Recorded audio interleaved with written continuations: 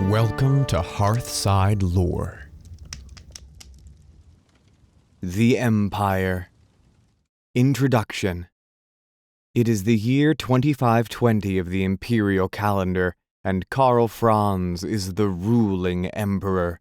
More than 200 years have passed since Magnus the Pious reunited a divided empire during the Great War against Chaos. In these 2 centuries, the empire has thrived in stability, wealth, and military might, becoming the largest and most powerful kingdom of men in the old world. Still, it is such a vast land that law alone cannot reach all the hidden recesses of its dark forests and impenetrable mountain ranges. Orcs raid its borders, and the menace of chaos is growing stronger in the far north, where warlord Archaon is massing his armies in preparation for the last war. These and other enemies, internal as well as external, have to be fought and defeated by the armies of the Emperor. Lessons of the Empire. Excerpt from a lecture to Konrad Ludenhoff by his preceptor, Erasmus von Noln. Young man, one day you will succeed your father as Count of Hochland, and it is therefore of primary importance that you learn about the military and political structure of our great land. From your court here in Hergig, you will reign over the province of Hochland. You can see the borders on this map. Always remember, your first duty is to govern and protect your people.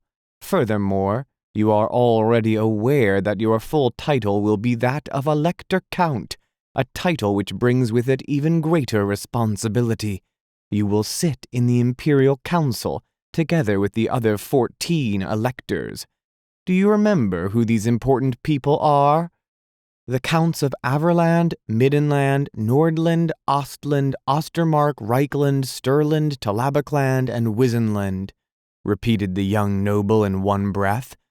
Together with the Grand Theogenist of Sigmar, the 2 Archlectors of Sigmar, the High Priest of Ulrich, and, The boy stopped, embarrassed.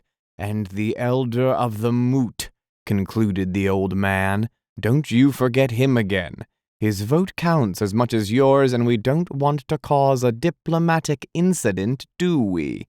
The council has the difficult task of electing a new emperor when our ruler, Karl Franz of Reichland, departs this world and joins the almighty Sigmar. This election is a delicate game of diplomacy, politics, and intrigue. It can be as dangerous as any battlefield, and you need years of experience before you can even think to take part in it. At present, though, the power seems to be solidly in the hands of the Counts of Reichland, who can rely on the decisive support of the Sigmarite votes. It is no coincidence that the Temple of Sigmar in Altdorf grows richer and more splendid with every passing year. I am no seer, but my educated guess is that the next emperor will still have his court in Altdorf. Always remember that the emperor is your lord, and you owe him allegiance. This means that if he calls for help during a military campaign, you must send a contingent of troops as requested. Failure to do so would be considered high treason, and that would be the undoing of your family. Since we are on the subject, let us examine the structure of the army of Hochland, which, if it is not fighting under the Emperor, will have you as its supreme commander. Sorry to interrupt you, sir, but why would we need to fight if the Emperor does not call us? Asked the boy. Well, you are lucky because you grew up in an exceptionally peaceful period for our province.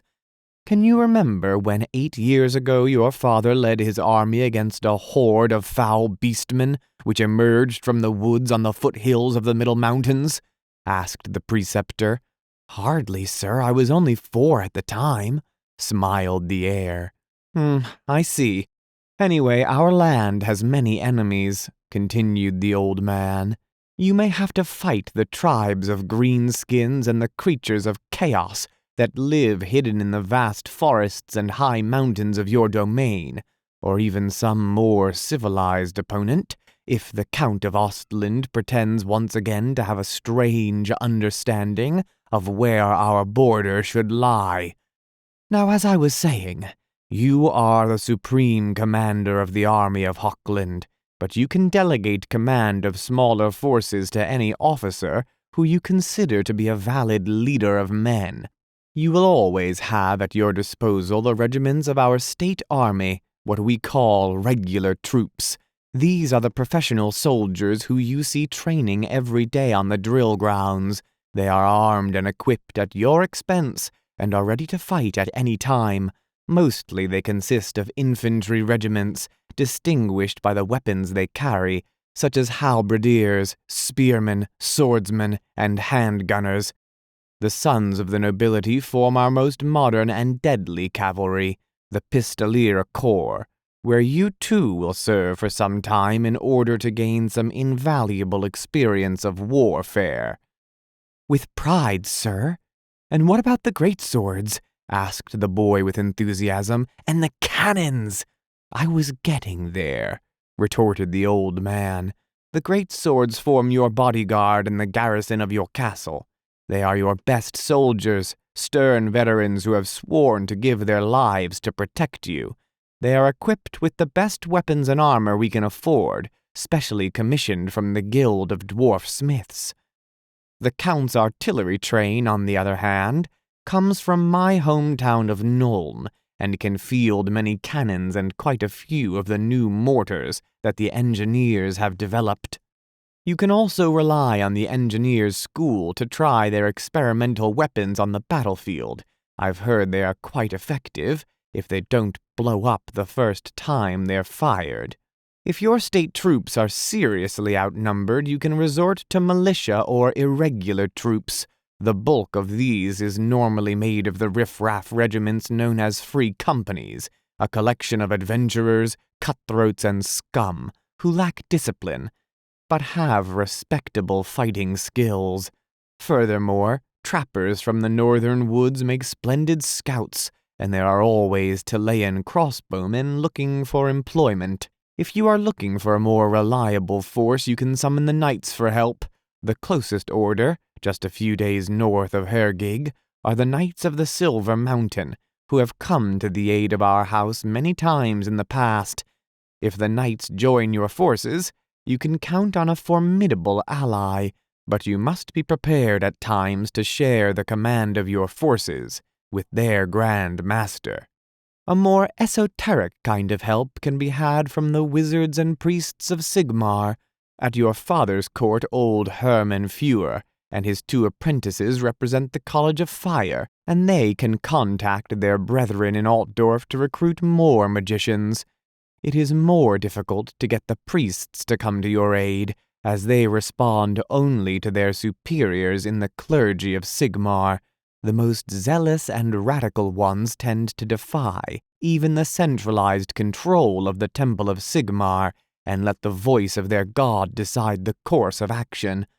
However, you can be sure of having them on your side every time you are fighting chaos in any of its guises. Finally, do not underestimate the bands of desperate religious fanatics who travel through the Empire chastising themselves and announcing the end of the world. People call them flagellants, and they are a strange lot. Their presence is probably not too good for the morale of your troops, but in battle they fight with the strength and ferocity of a madman. That is all for now, and I sincerely hope that you will not have to use the knowledge which I have taught you today too soon. Now go. It is time for your fencing lesson. Soldiers of the Empire. State troops. Every province and each city-state in the Empire has its own army, which is equipped and maintained at its own expense. In the case of the provinces, these forces fall under the command of the Count, whereas in the city-states, they are under the control of the city's burgomaster. Regardless of whether they are provincial troops or city-state troops, These forces are known as state troops or state regiments. State troops are paid as full-time professional soldiers, ready in their barracks at all times. They spend the day drilling and weapon training and are easily recognized by their uniforms. They also serve as the town guards, the fire watch, and the police force, as well as forming a standing army ready to repel invasion. State troops are mostly infantry and may be equipped in a variety of different ways with different types of armor and weapons. Probably the most common weapon is the halberd, a combination of a spear and battle axe held in both hands. Other favored weapons include handguns, swords, and spears. A state regiment will often have one or two smaller detachments or differently armed troops to support the main unit in battle. These detachments can be drawn from regular state troops or from irregular militia units. Among the state troops, there will usually be at least 2 regiments of elite troops. These comprise pistoliers, who are light cavalry recruited from the young sons of the landed nobility of the estate, and great swords. These grizzled fighters promoted from ordinary soldiers who have distinguished themselves on the field of battle are the Count's bodyguard and the garrison of his castle.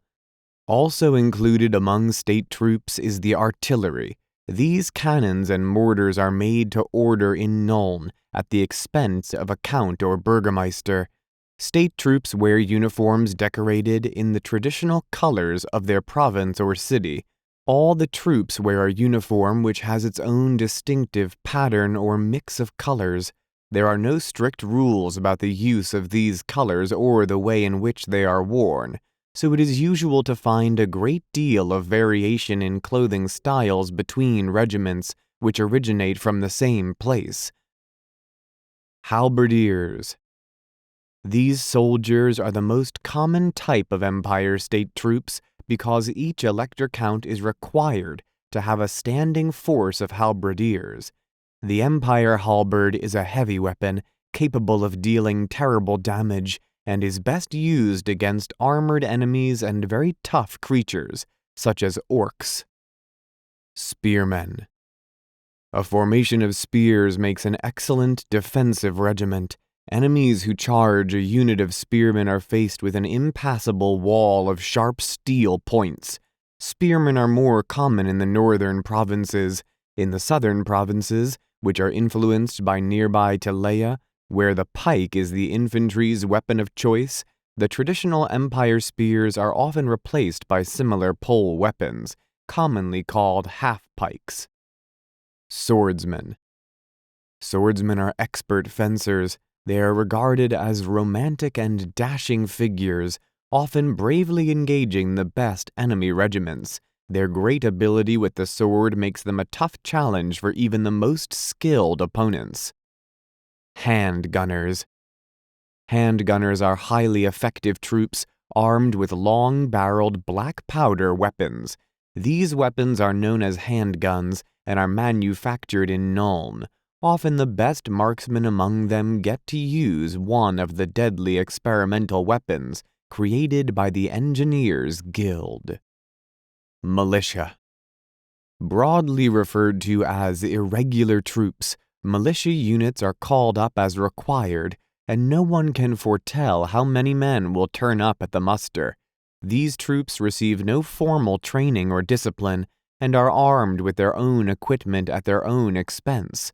Such troops are often either mercenaries, such as crossbowmen from Teleia, or recruited from the peasantry, such as the archers. They wear their own clothes, which may sometimes have a vaguely uniform appearance, and are paid after from the battle from the spoils of the Count's war chest. Then they are disbanded once more. Although militia troops can operate as independent units, they will often provide detachments for the regular state regiments. Archers. In the Empire, the bow is the classic weapon of the yeoman, and these troops are normally organized into small groups of skirmishers who support the regimented units in battle. Trappers and hunters from the northern provinces such as Ostland, are often called to serve in special units called huntsmen, which are employed to scout ahead of the main army. Crossbowmen. Crossbows are not popular weapons in the Empire, though Chilean mercenaries are often recruited to augment the firepower of a count's army. Some counts from the southern provinces retain units of crossbowmen as their personal household troops. Crossbows may lack the penetrative power of handguns, but are just as accurate in the hands of an expert. Free companies. A further source of irregular troops are the bands of footloose young men and would-be adventurers who wander off to seek their fortunes in such places as the border princes or the wasteland. The most successful of these fighters may even end up as nobles in some distant land. Others become brigands or pirates. Most are never seen again. But a steady stream return to their homeland with scars, tall tales, and a total inability either to settle down into normal society or accept discipline as regular soldiers. They are good fighters, but liable to cause trouble in taverns when they are not roaming around in dangerous bands. The elector counts wisely seek to recruit such bands as irregular troops for two reasons. The first is to bring these headstrong fighters under some sort of control, and thus prevent brigandage and rebellion. The other reason is that they represent a ready source of expendable troops, often brave, reckless, and hardened to the rigor of campaigning. The polite and diplomatic term for such troops is free companies. There are other terms which are less polite, but more accurate. The elite state troops. Alongside the common infantry, elector counts and burgomeisters can normally count on more specialized troops. These are the pistoliers, a very effective light cavalry, and the great swords, an elite heavy infantry that forms the Lord's personal guard. These units are very expensive to equip and maintain, and are therefore always less common and fewer in number than basic state troops. To commit such troops in battle is a serious matter for an empire general, and is often regarded as a last resort. Great swords.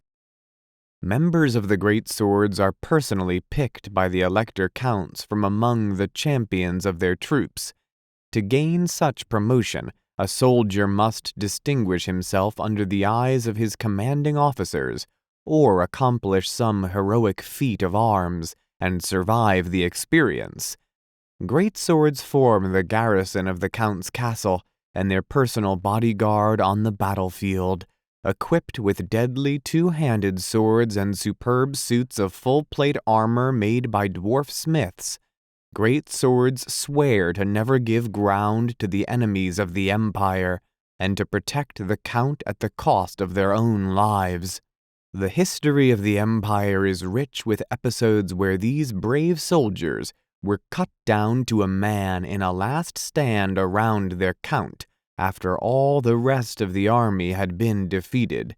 Such devotion is well rewarded, as veterans of this elite corps are sometimes knighted, a great honor for a humble warrior. Pistoliers. Pistoliers are nobles' sons, who are not yet old or experienced enough to win the spurs as knights. In battle they outflank the enemy and disrupt its lines with sudden hit-and-run attacks. Being rather young and inexperienced, pistoliers are inclined to be hot-headed and rather wild, bravely dashing into the jaws of danger where a more experienced warrior might bide his time. The armor and weapons carried by a pistolier are provided by his family. Knightly orders.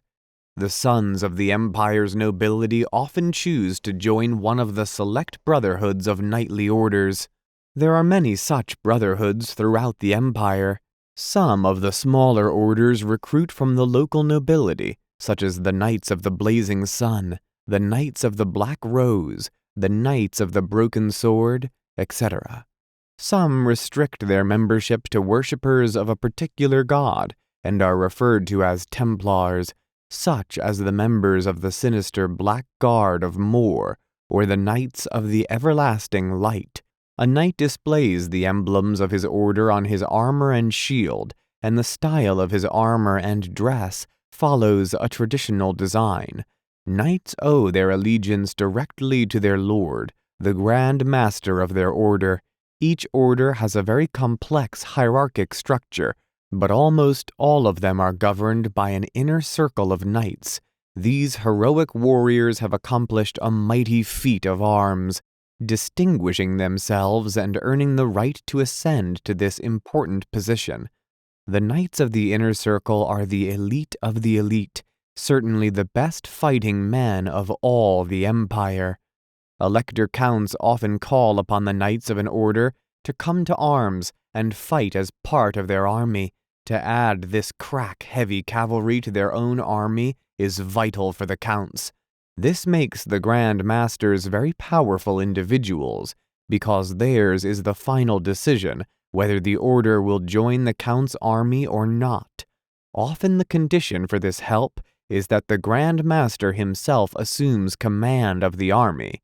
Many Elector Counts are only too happy to accept this condition, since it is well known that Grand Masters make formidable leaders. The Reichsguard Knights form the bodyguard of the Emperor.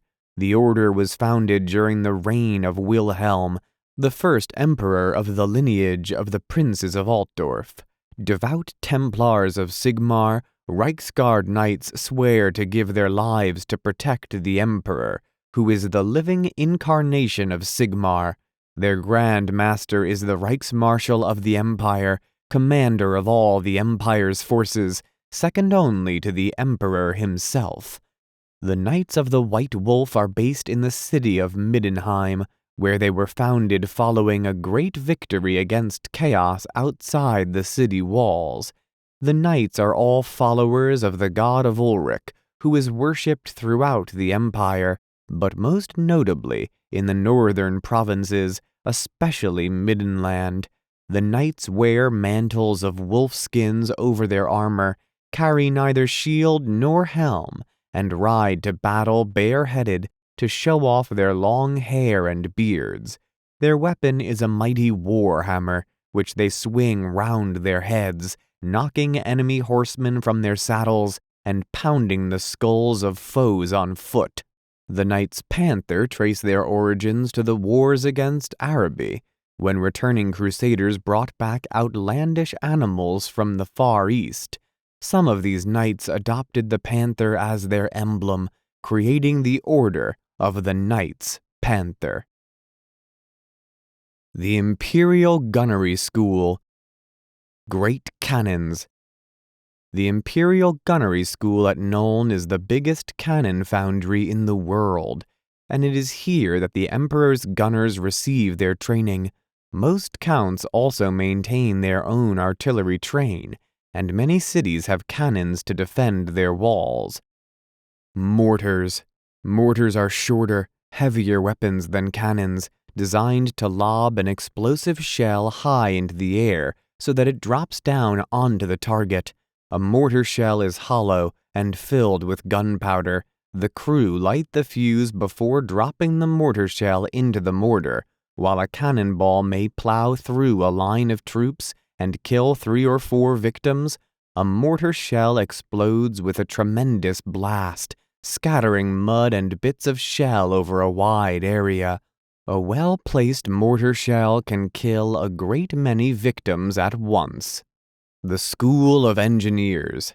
The Imperial School of Engineers at Altdorf provides some of the most unpredictable and occasionally deadly weapons in the Empire Army. Founded many years ago by the genius Leonardo de Miragliano, the Engineers School produces such marvels as the Hellblaster volley gun, the repeater handguns, and many other wondrous machines.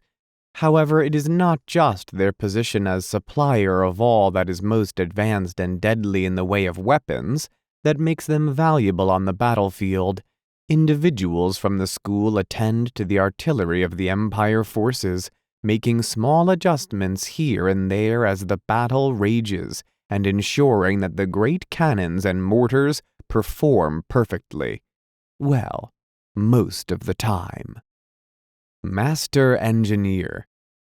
Master engineers are eccentric scientists who are mostly found in Altdorf, tinkering with new technological weapons for the Emperor's arsenal. Their burning need to try out their latest creations also brings them onto the battlefield, where they employ their most successful pieces of machinery to the advantage of the Empire's forces.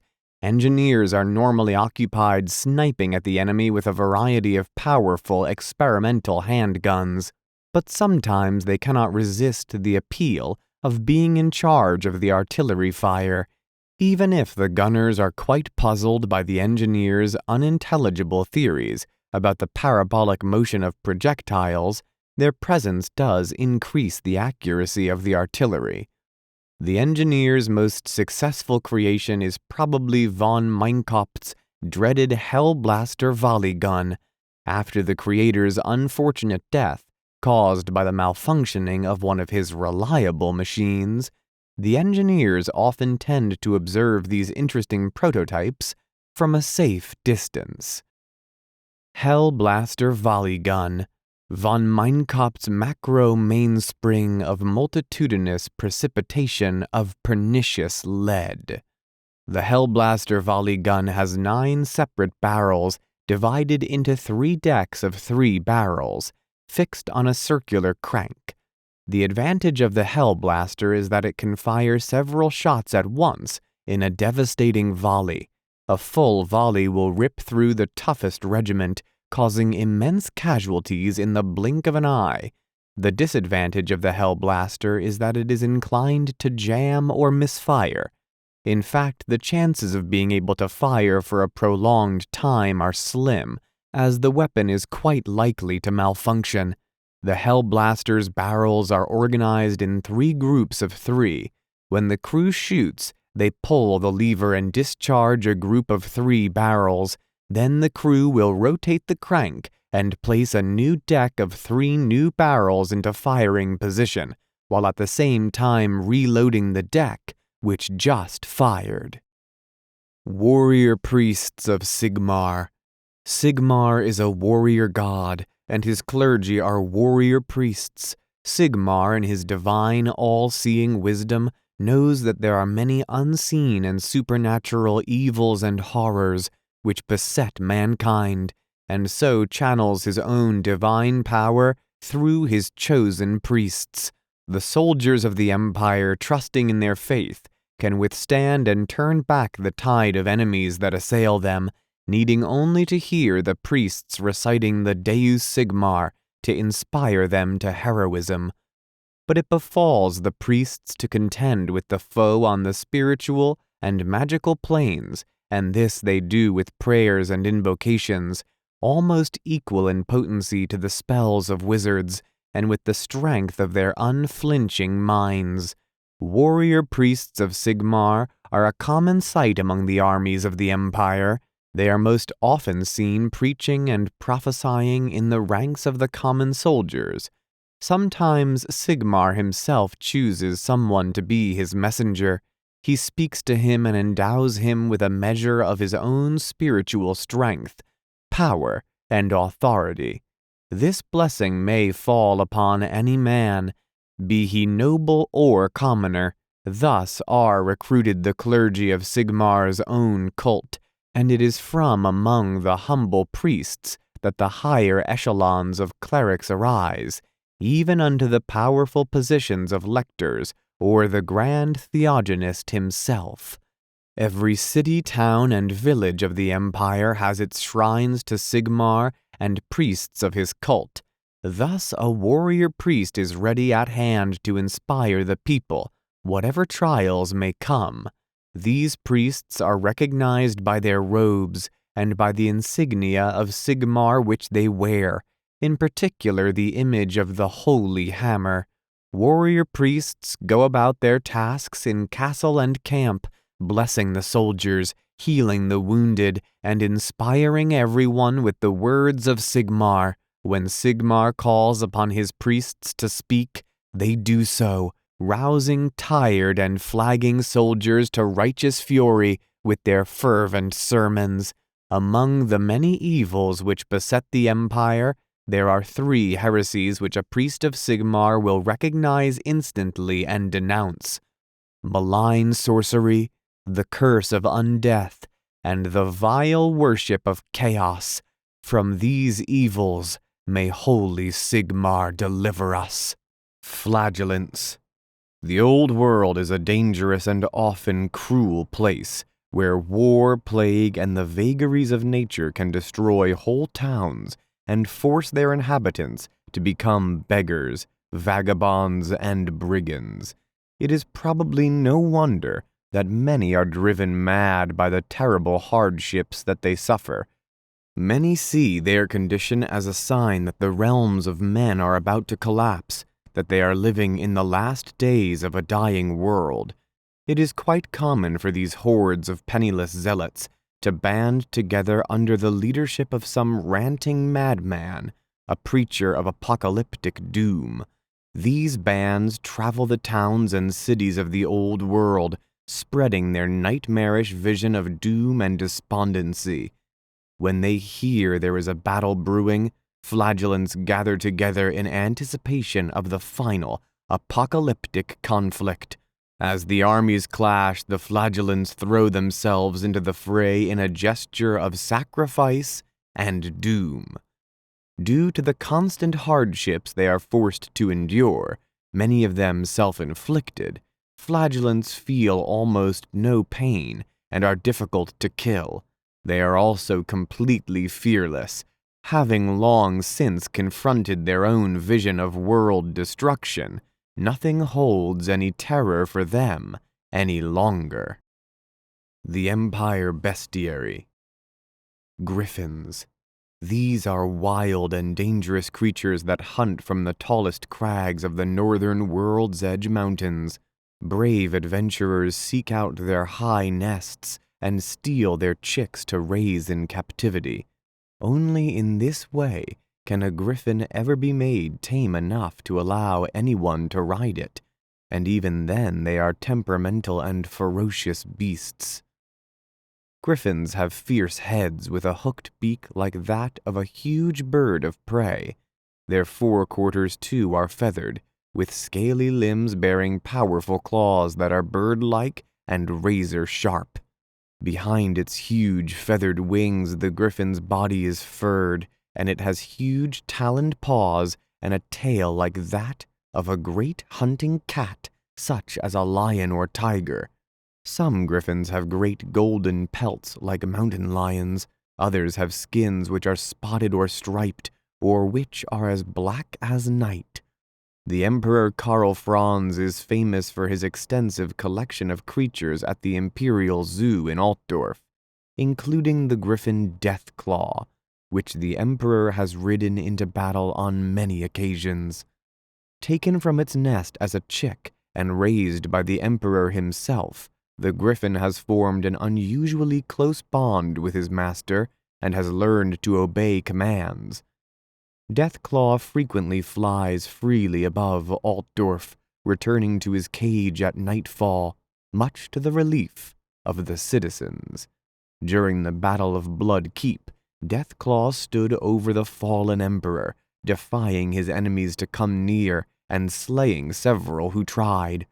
Although the emperor was so badly wounded that it took many months for him to recover his strength, it was thanks to the uncanny loyalty of Deathclaw that he survived to fight another day. Pegasi. The Pegasus is a winged beast that looks much like a horse, but is cunning and intelligent beyond the measure of any ordinary steed. To be properly tamed, they must be caught and reared as foals, taken from their nests high in the gray mountains, whose snow-tipped peaks overlook the vast forest of Lauren.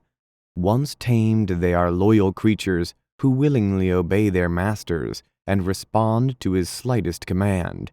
Their hides are white and glisten like snow, while their wings are broad, with long, elegant feathers. The greatest ability of the Pegasus is to carry its rider high into the air. Heroes of the Empire. Many mighty heroes, powerful wizards, and great leaders have influenced the history of the Empire. Their names are passed on from one generation to the next in myths and legends, sung by wandering minstrels at the courts of the counts, or recited to grandchildren at bedtime. These stories form the core of the Empire's identity as a nation. Sigmar Heldenhammer, the first and foremost of all these heroes, a mighty barbarian chieftain, leader of men, hammer-bearer, slayer of untold evils, Sigmar unified the human tribes and brought law and peace to the land that he was to reign over as the first emperor. Ever since his passing, he has been worshipped as the patron god of the Empire. His loyal followers swear to fight chaos in every form it manifests itself, and to defend the Empire against its enemies, internal as well as external. Magnus the Pious, bane of chaos. Magnus was the hero who led the forces of the Empire, Kislev, dwarves and elves to defeat the huge chaos horde in the Battle of the Gates of Kislev. His story, together with that of the Great War against Chaos, is told later in this book. The Emperor Karl Franz. The Emperor Karl Franz is said to be the greatest statesman in the Old World. He is acclaimed as a patron of arts and science, as a military innovator, and a valiant warrior. Thanks to his efforts, the Empire has flourished during his reign. The Imperial Engineers School has grown. The colleges of magic have thrived, and the army has marched from victory to victory. The Emperor takes personal command of his army whenever possible, and has earned himself an impressive record of victories and conquest.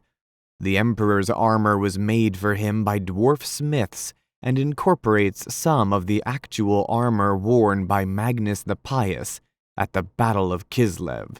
It is made of black gromril, and is richly gilded and adorned with runes and symbols of power. The Emperor is armed with the Hammer of Sigmar, the weapon given to Sigmar by Kurgan Ironbeard, the Dwarf King. This is one of the most potent magic weapons ever crafted by the dwarves of old, in the days when their power was at its height. The Emperor also wears an enchanted gem, the Silver Seal, upon a chain around his neck. This seal wards against harmful blows, and even counters magic spells cast against the Emperor. It was made for Magnus the Pious by the warrior mage Frederick von Tarnus after the Great War against Chaos. Other heroes of the Empire. Many other great warriors, wizards, and holy men have left their mark on the history of the Empire. Johann Hellstrom, the first Theogonist, Count Mandred of Middenheim, Felix Mann, Thief Supreme, Volans, the first Supreme Patriarch, the Grand Theogonist Volkmar the Grim, Reichsmarshal Kurt Helborg, Boris Todbringer, Elector Count of Middenland, Aldebrand Ludenhof, Elector Count of Hochland, Valmir von Rachov, Elector Count of Ostland, Marius Lietdorf, Elector Count of Averland, Ludwig Schwarzhelm, the Emperor's champion, and many, many others. Luthor Huss, prophet of Sigmar. In the early years of Karl Franz's reign, a boy appeared at the gate of a Sigmarite monastery near Wissenberg and pleaded to be allowed to join the ranks of the warrior monks. When asked about his past, the boy did not answer. All he would say was his name, Luthor Huss, though his burning desire to fight chaos was soon clear to all. Many years of hard training, intense study, and inflexible discipline followed. The lean boy grew up to become a tall, muscular young man, whose fighting skills were soon a match for his instructors.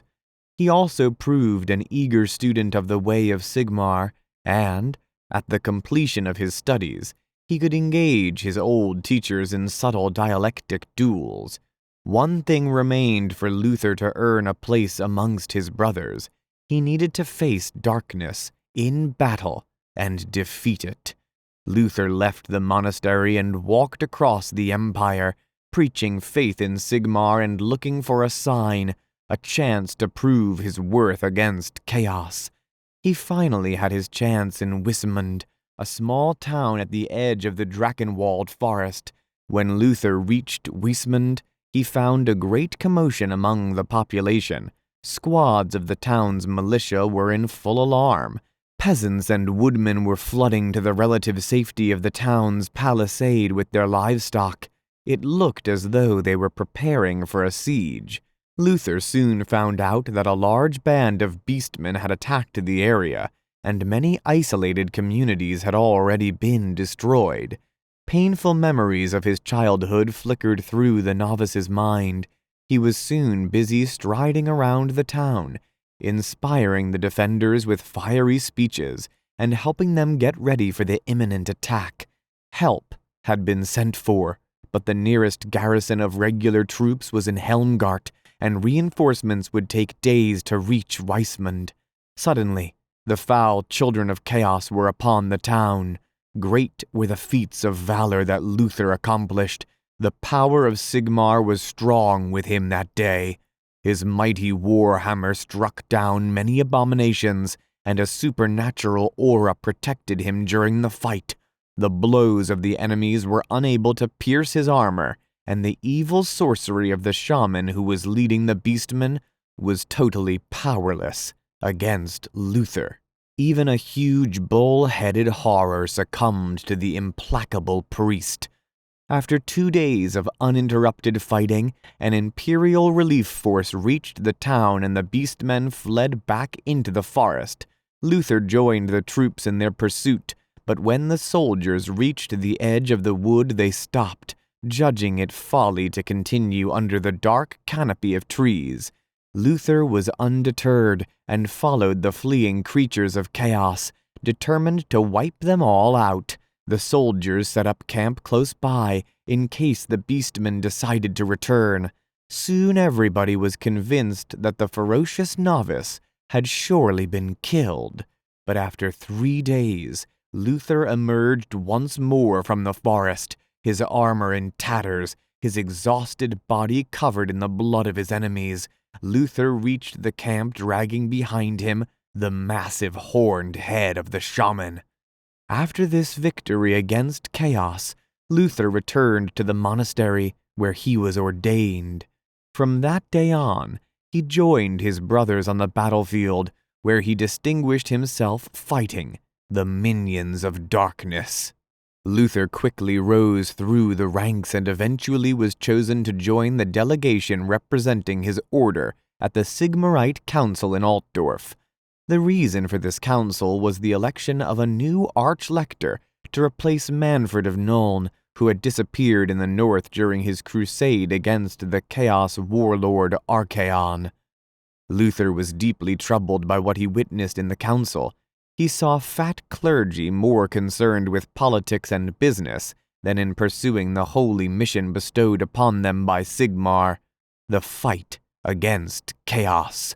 The Grand Theogonist Volkmar was absent from the council. The old man was spending more and more time in the high pinnacle at the top of the Temple of Sigmar. For days at a time he would lock himself in the secret repository of the tomes of forbidden lore, in search of an answer to the dark menace gathering in the far north. Malign rumors circulated in the council, and some even doubted Volkmar's sanity because of the many hours he spent reading those unholy grimoires. Without the Theogonist's guidance, the influence of the Archlectors was growing. They were steering the position of the clergy of Sigmar towards the achievement of their selfish political aims. With all the fervor of his burning faith, Luthor openly denounced this spiritual relaxation, attacking the lectors in the council with hard words of reproach. To fight chaos on the battlefields, not to grow rich and fat in the golden halls of the capital. That is the purpose of our cult?" boomed Luthor's voice at the council. Needless to say, that did not win him much popularity with the arch-lectors, and he was ordered to apologize by his superiors in the order. The young and pious Luthor could not obey that order, which was in open contradiction with everything he had always believed in. He finally decided to resign his position and leave the assembly. From that day on, Luthor has traveled throughout the Empire, preaching against the corruption of the heads of the cult of Sigmar and inciting the faithful to seek the will of Sigmar without the meditation of the clergy. Luthor has become the nightmare of every corrupt priest, and rumors are that the worst of them have met a grisly end at his hands. The arch-lectors have asked the theogonist to excommunicate Luthor, but the holy man has never agreed with them. Indeed, Luthor has never attacked Volkmar in his speeches. The enigmatic smile that appears on the theogonist's face when Luthor is mentioned to him has led many to think that the old man knows something important about Luthor, something he cannot or does not want to reveal. Luthor Huss appears most often whenever the forces of the Empire are facing evil and unholy enemies. Beastmen, Skaven, the living dead. All are blasphemies against Sigmar, and all must be smitten by the faithful. Luthor fights beside the soldiers of the Empire. His example and inspiring words are a great aid against those unholy foes. His powers stronger than those of any other priest of Sigmar. Balthasar Gelt, the Supreme Patriarch. Balthasar made his first appearance in the busy port of Marienburg, having bought passage on a merchant ship coming from his native Black Gulf. As he had paid for the journey with the gold which he had transmuted himself, Balthasar left for Altdorf quickly before the effects wore off. The colleges of magic were his destination. Since his early years, Balthasar had always been fascinated by alchemy, inspired by the science of the transmutation of metal, and especially by the mystic search for the philosopher's stone, to turn vile metals into the noblest of all, pure gold, had always been an obsession for Balthasar. Driven by this powerful force, and sustained by a natural talent for manipulating the energies of the winds of magic, Balthasar soon rose in the ranks of the Gold Order of Magic. In Altdorf he spent many years studying and experimenting on how to combine the art of alchemy with the magic of metals. His inquisitive intelligence and open-minded approach made Balthasar quite popular with the Alchemists' Guild, and even among the engineers who benefited from his research into new types of black powder. One day a freak accident in his laboratory almost killed him, and from that day he always appears in public completely covered in his elegant robes and wearing a golden mask. Rumors abound concerning the reason for this unusual habit. Some say that his entire skin turned to gold, and others swear that he is horribly disfigured, but nobody knows exactly what happened to him. One thing is sure, the accident did not reduce his will to succeed in his research, nor did it hamper his powers. On the contrary, he has risen to the position of Supreme Patriarch of the Colleges of Magic, defeating Thyrus Gorman in the ritual duel, and replacing the prominence of the Bright Order with his beloved gold. From that day on, the winds of power have blown strong for the magic of the metals, and a new Supreme Patriarch, riding a Pegasus and surrounded by a golden halo, has appeared on many a battlefield where the Emperor's troops are fighting. When asked, "What is the name of the stone that burns?" thou shalt respond, "Sulfur, to be mixed with mercury." When asked, "What is the name of the universal solvent?" thou shalt respond, "Alcahest." When asked, "What is the name of remedy for all maladies?" thou shalt respond, "Panacea Universalis."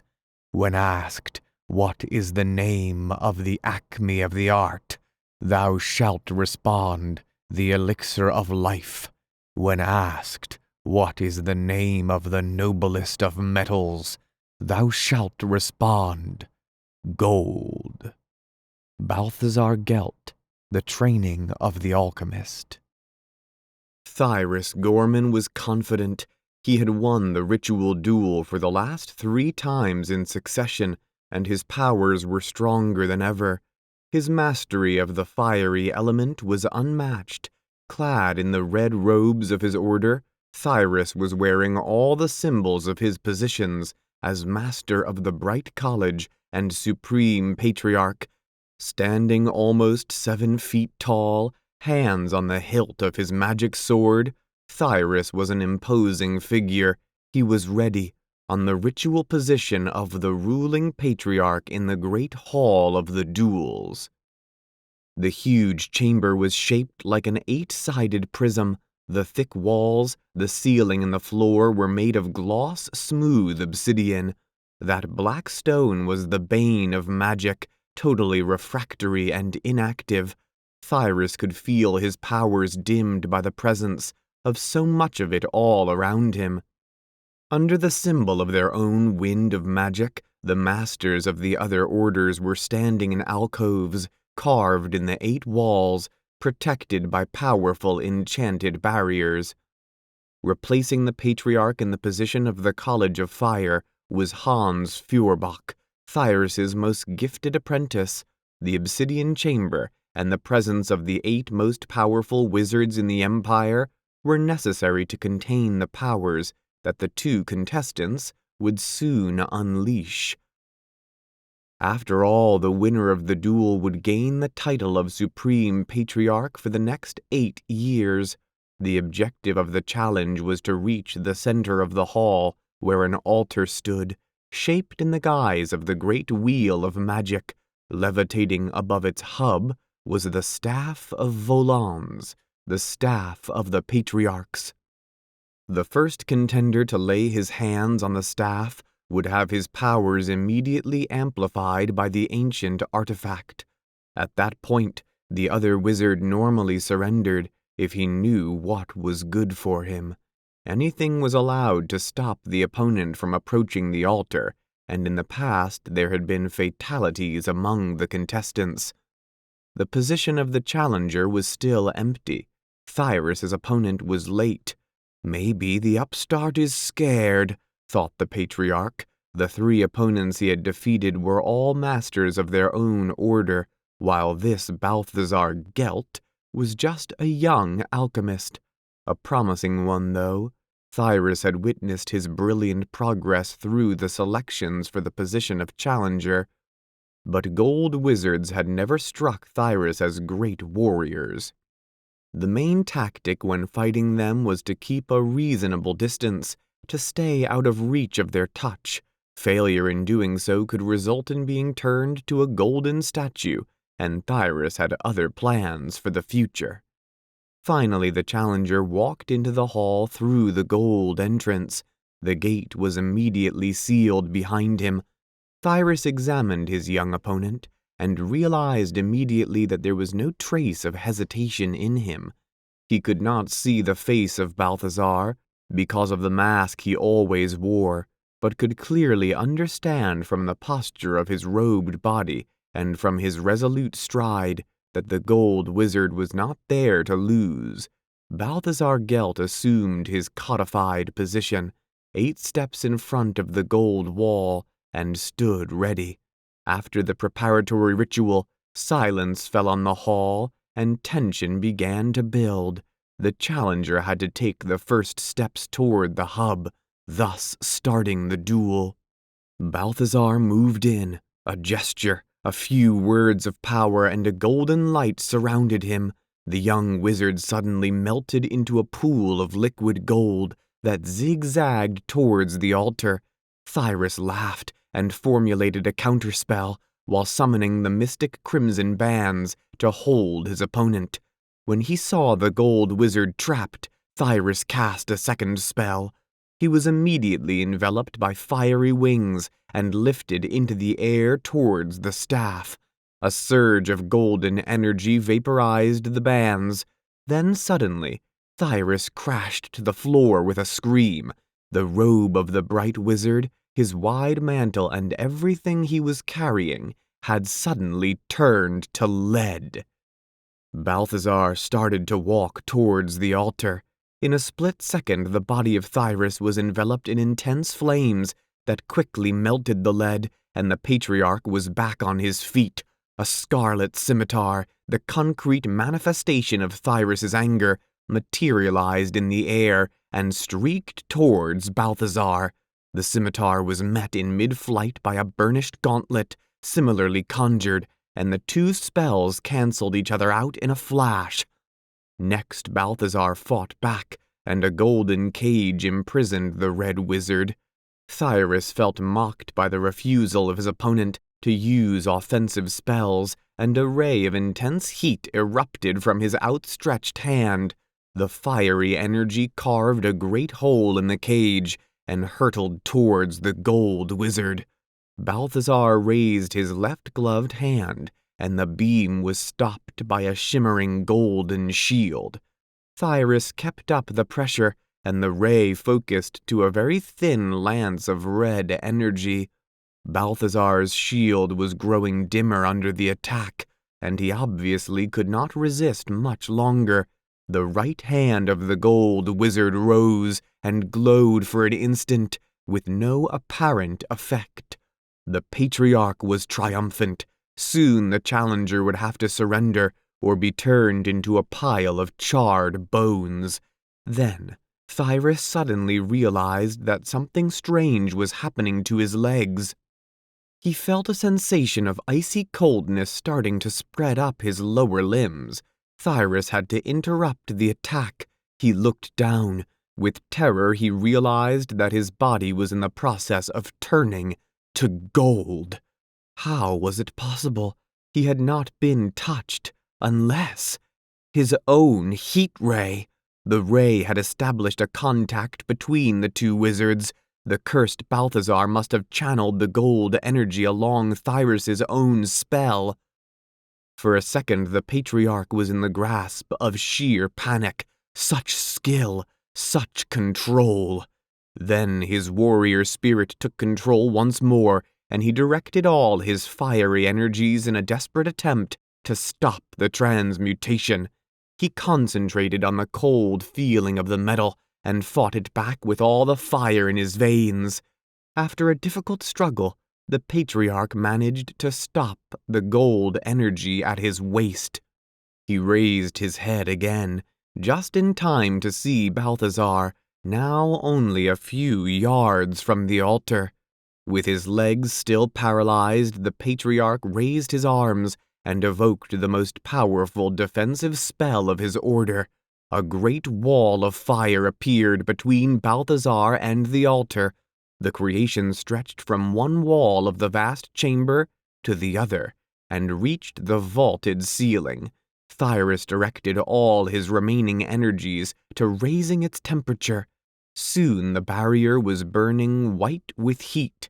No living creature could go through without being destroyed. The two wizards had reached a stalemate, it seemed. Thyrus could not move and could not lose his concentration to keep up the wall. Balthasar was at an arm's length from the staff and still could not reach it. The Patriarch was thinking hard. He had a very short time to find a solution. Then, once more he witnessed the impossible. Was it an arm of solid gold which stretched through the wall and grasped the staff? The bright light of his spell made it difficult to see clearly. Then it was all over. The chamber was filled by a flash of golden light that dazzled the masters in their shielded alcoves. When they could see again, Balthasar was standing in the center of the hall, the staff firmly in his hands. In front of him was a golden statue. Only the eyes and mouth of the Patriarch were still flesh. The calm voice of Balthasar echoed in their minds. "Cyrus Gorman, you forgot that the essence of metal is in equal parts stone and fire. This has caused your defeat. I could take your life now, but the Empire needs your powers against its many enemies. Your order requires your leadership, and I would rather have you as a friend. Do you recognize my authority?" "Aye, you won the duel in a fair fight. You are our supreme patriarch now, and you will have my respect and my loyalty until we meet again here in 8 years. "I'll be ready, Gorman," answered Balthasar. "I'll be ready." Chronicles of the Empire. In the following pages, our inquisitive readers will be able to find a description of the many provinces that form the domain of Karl Franz, with their rich cities, impenetrable forests, and snow-capped mountain ranges. Fragments of the long and epic history of the Empire are also to be discovered in this section, together with tall tales, epic stories, and heroes and monsters, and erudite notes on important landmarks of this vast nation, such as the fabled colleges of magic. The politics of the Empire. The time of Sigmar. Today, the Empire is the strongest, wealthiest, and most famous of the realms in the old world, but it was not always so. In times before the Empire, before the taming of the land, the tribes of man survived in the wilderness. They fought against orcs, goblins, and beastmen, and against each other. Then the passing of a great twin-tailed comet heralded the birth of the first and greatest of the rulers of men, Sigmar, later to be called the Heldenhammer, or the Hammer of the Goblins, in many legends about his life. The Unberogans, the tribe that followed Sigmar, are the most renowned in the legends. Under the leadership of Sigmar, the Unberogans defeated the human tribes who opposed them. Sigmar unified the scattered tribes through war, cunning, and diplomacy.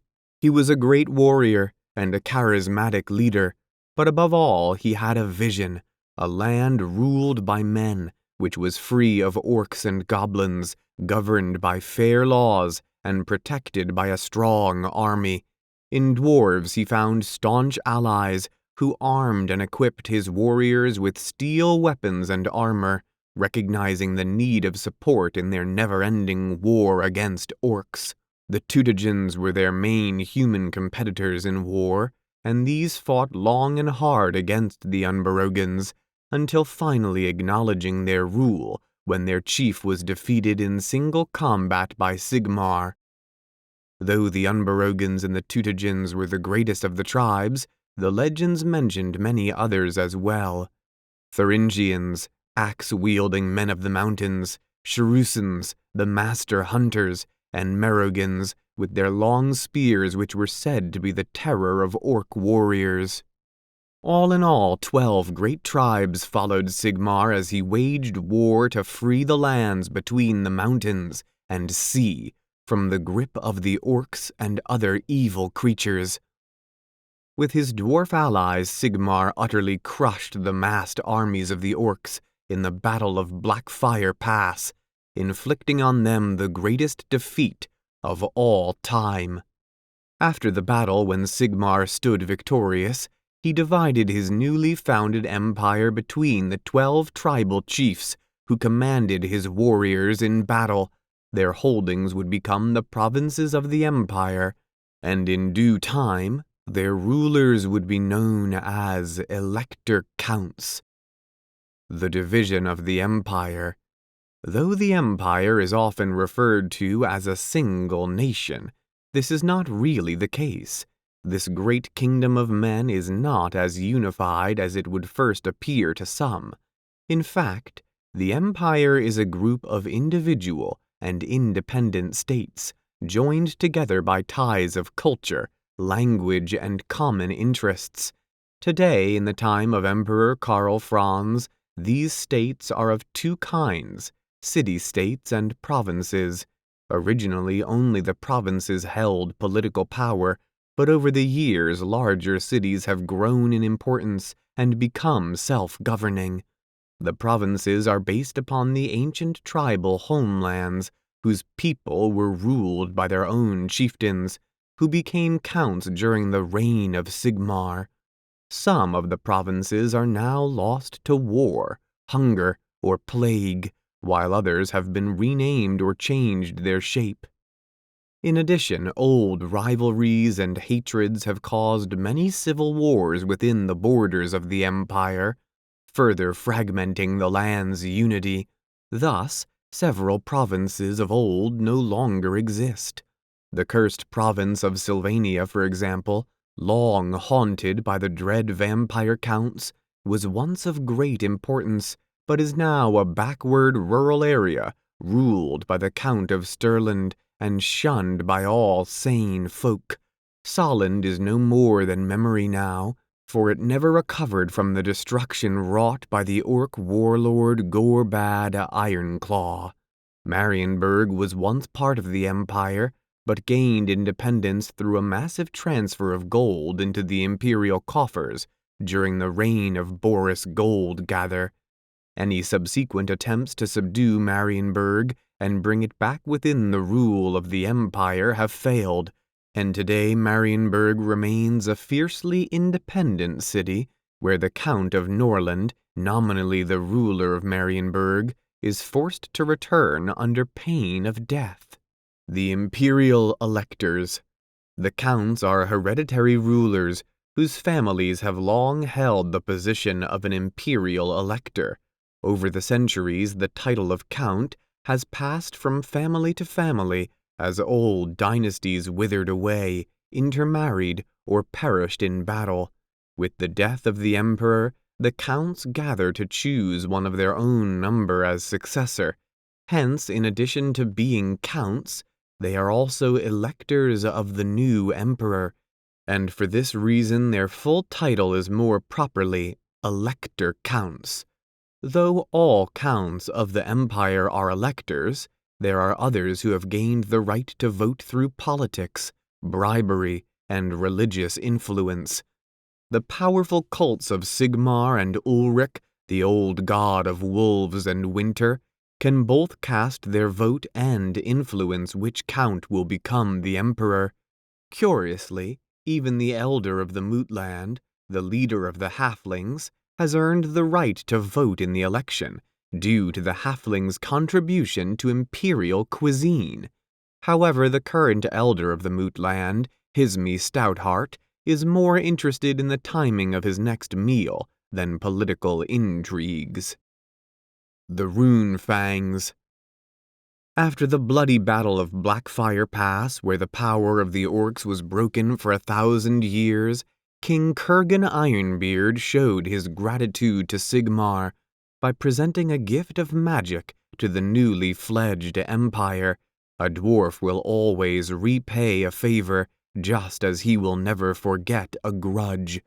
And Sigmar's warriors had been instrumental in the defeat of the greenskin hordes. Thus the king set to work Alric the Mad, greatest of the living runesmiths, ordering him to make 12 great rune swords, one for each of the mighty chieftains of men who commanded Sigmar's armies.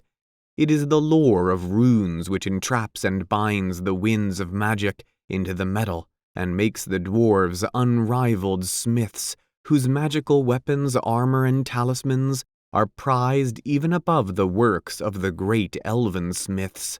Only the dwarves know the true secrets of the runecraft, and they guard their knowledge jealously.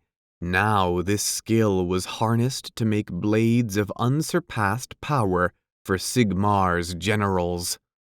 For many years Alric toiled, and his beard grew long, many years even for a dwarf, and more than a lifetime for a man.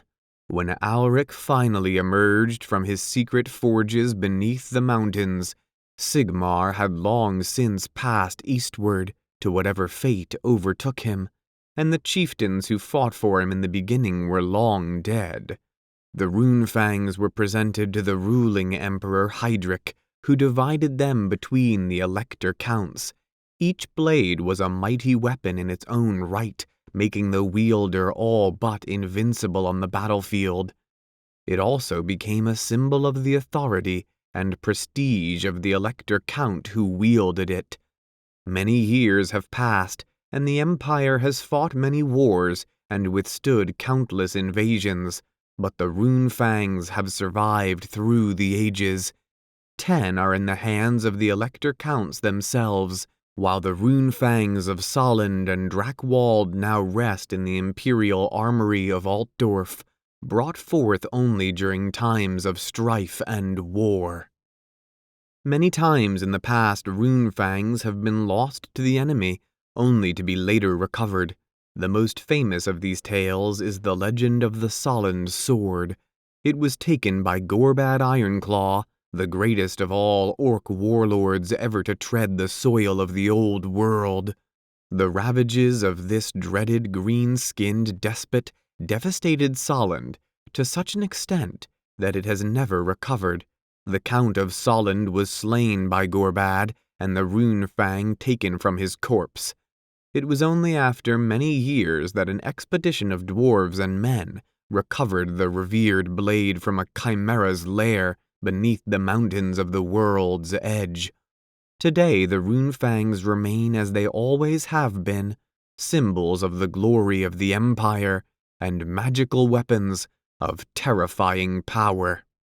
Some great events in the history of our Empire, a true history of the land of Sigmar from ancient times for the instruction of the young and inquiring of mind, compiled by Reichhard of Gotham, scribe and scholar, all works undertaken most reasonably, writs and curses a specialty. As all men know full well, the Lord Sigmar was born in most ancient times to the warlike tribe which was called the Unberogen. Now no one knoweth the year of Sigmar's birth, but only that his coming was foretold by the appearance in the night sky of the great twin-tailed comet, which is his badge and sign. Whilst yet a youth of 15 summers, Sigmar did rescue the dwarf king Kurgan Ironbeard from the clutches of evil greenskins. For this valiant deed, Kurgan gifted Sigmar with the wondrous hammer called Gal Maraz, which means splitter of skulls in the secret tongue of the dwarves. Many tales there are of the deeds of Sigmar in his youth, but this one deed alone was the great bond of friendship forged between men and the race of dwarves. In time Sigmar did win sovereignty over all the tribes of men that lived between the World's Edge Mountains and the sea. And this he did by strength of arms and the fairness and justice of his reign. In many battles did Sigmar lead his armies to war against the greenskins that did infest the lands. Beside him fought the king of the dwarves, for great was the friendship between them, and greater still their strength at arms. At the place known as Blackfire Pass, Sigmar and Kurgan and the hosts of men and dwarves did battle against the greenskins, and overthrew them, and made the lands safe for habitation. Afterwards Sigmar was crowned emperor by the high priest of Ulrich, and the years of imperial reckoning began.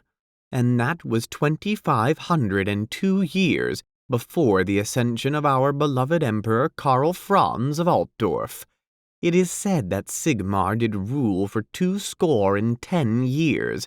The lands prospered as never before, and for the first time men learned the arts of building in stone from the dwarves. The lands were bountiful, and all evils were banished from the sight of men. Then Sigmar rose from his throne, and laid aside his crown, and rode into the east, and was not seen again. And the counts did elect from their number a new lord to rule them in his stead, and such has been the habit to this day in the land that is yet called the land of Sigmar. But the men did not forget the Lord Sigmar, and many prayed to him and erected statues to his memory, and it is said those statues did work many miracles and marvels in his name. In the year 73 reckoned from Sigmar's coronation, Johann Hellstrom did put on the mantle of the temple of Sigmar and become his first priest. From that is reckoned the line of grand theogonists who speak for Sigmar and his temple even unto this very day. Little is there to be said of the centuries that followed, for the lands were swallowed in darkness, and from that time comes little but the tale of Sigmar themselves, written and rewritten by the noble breed of scribes, upon whose keen observation, wit, and intelligence the history of man rests, as does so much else. As I have said often unto many young princes, though they listen not, and do gesture most rudely behind my back, though they think I know not, yet it is recorded that in the year 1111 the Black Plague did descend upon the land of Sigmar, and for 4 years were the lands cursed, so that 9 men in every 10 did perish in ways most gruesomely described in Ye True and Grisly Account of the Great Plague, written most accurately by my good self, with numerous woodcuts of the most explicit nature by Johann Weiss, and published by Ye Altdorf Press at the modest sum of 3 pennies. Many do say that vile, rat-like monsters did roam the lands, visiting cruel and perverse tortures upon innocent folk, yet I give away the plot of a most excellent and instructional book. 'Tis said that not all evil can be ill, and so it was, for in the year 1115 the contagion carried away the most loathed Emperor Boris Goldgather, of whose misdeeds and meanness there are many tales and stories, such as are told to children to frighten them sorely. After his death none did wear the crown of Sigmar until the year 1124, when it is said that Mandrid Ratcatcher did drive out the many vile mutants and scabrous creatures, for which deeds his fellow counts did present him with the crown.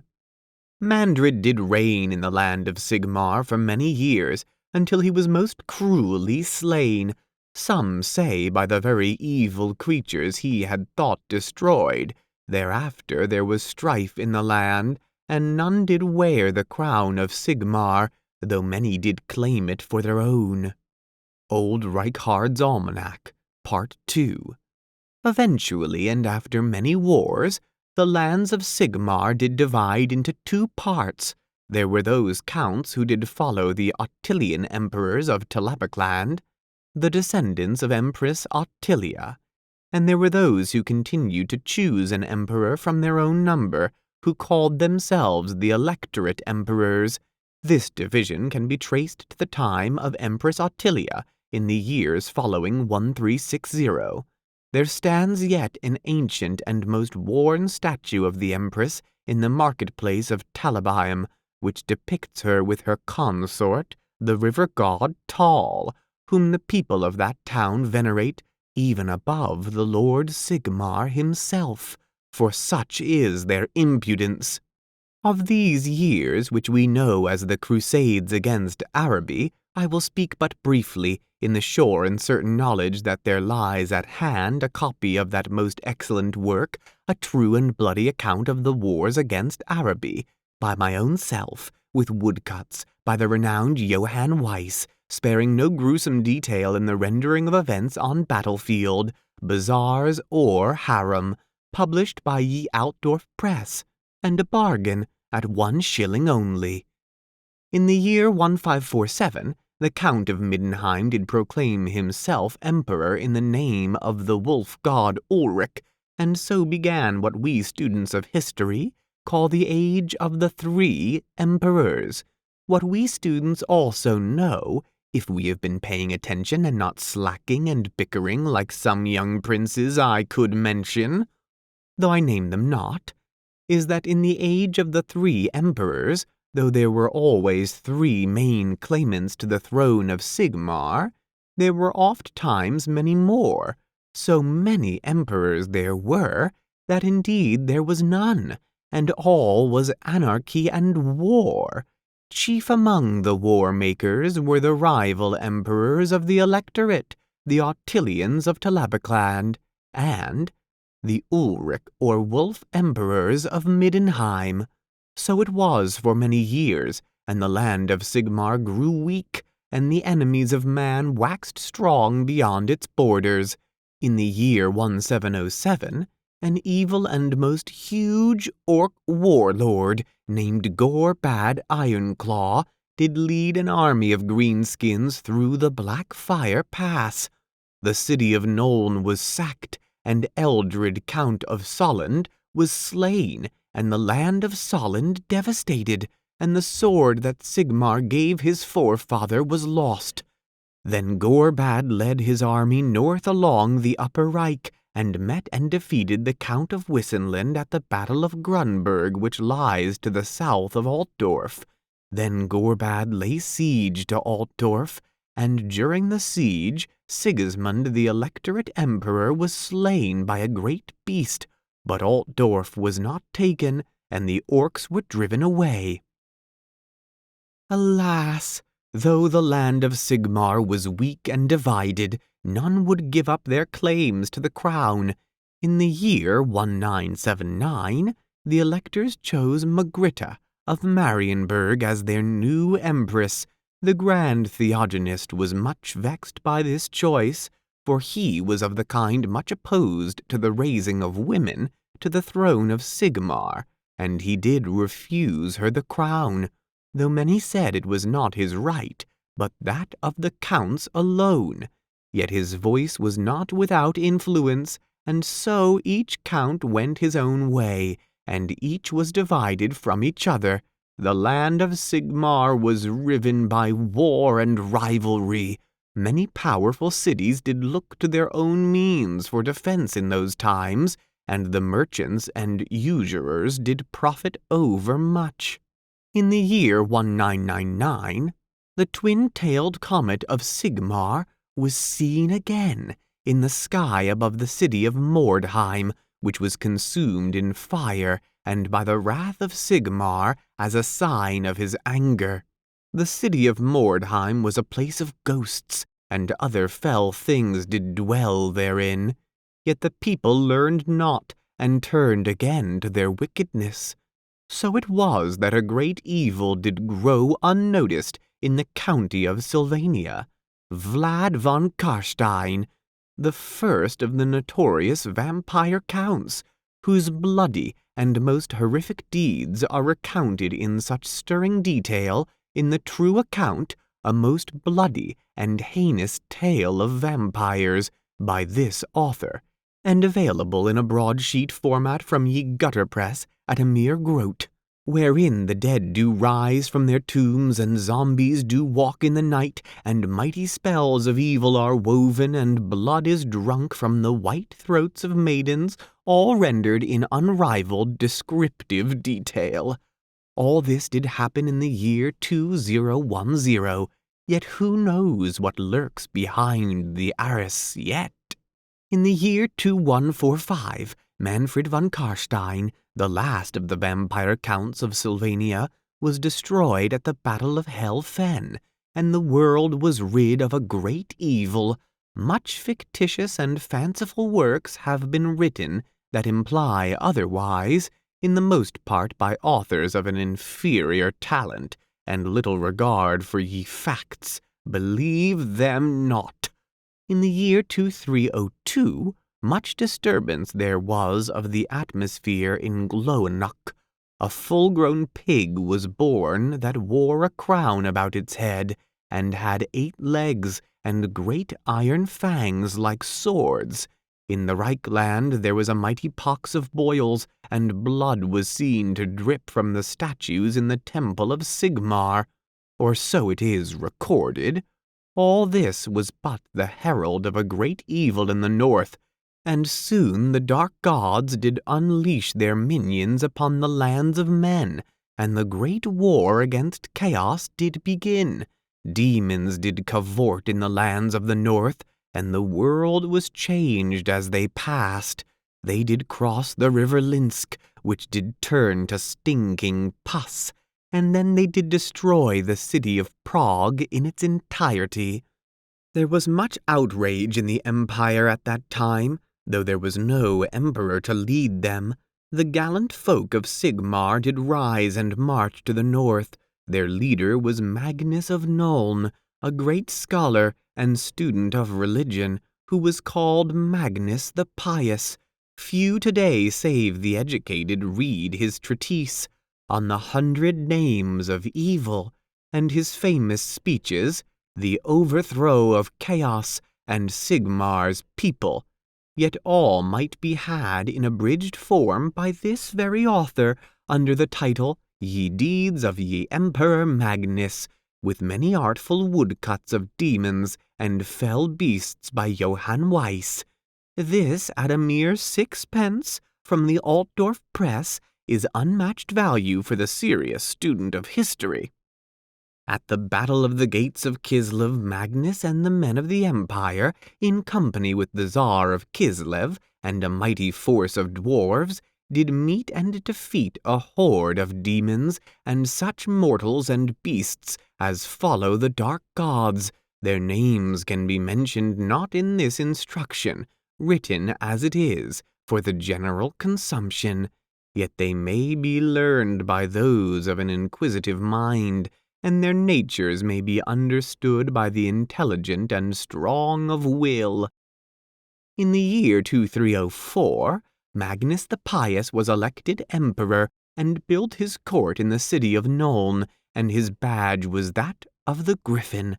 He was the first to reign as sole emperor for more than 1,000 years, which does truly show that the power of the quill is mightier than that of the sword. In his time the empire was made whole again, and the cities were rebuilt, and many were the wondrous works that were accomplished. In truth, it was a new age, in which Sigmar smiled upon his people, and men of learning were respected everywhere, and raised to high office. How unlike our own times, when men of worth must scratch a living at the feet of ignorant young princes, who attend not to their lessons with due rigor. The land of Sigmar did prosper well for many years, until in the year 2429, the burgomeisters of the city of Marienburg, ever a den of vice and avarice, did by bribery purchase the independence of the city from the feeble-minded Emperor Dieter IV. Such was the scandal that Dieter was deposed afterwards in favor of the most noble prince of his age.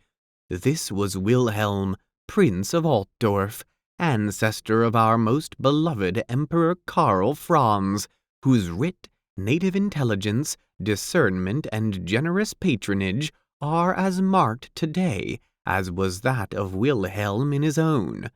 Praise be that in the year 2502, the Prince of Altdorf, His Imperial Highness Karl Franz, was elected to the throne of Sigmar to rule over us. May Sigmar grant him long life, strength, and the favor of his people. The Colleges of Magic.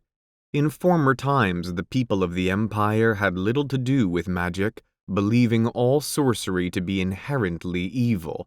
The priests of Sigmar taught that magic was the stuff of chaos, responsible for the existence of mutants and the source of all the world's ills. So it was that for many hundreds of years, wizards and witches were sought out and burned, and many innocents were slain in this way, as well as many genuine practitioners of the secret arts. In the countryside it was still possible to find local herbalists, fortune-tellers, and such kinds of primitive magicians as thrive upon superstition and ignorance.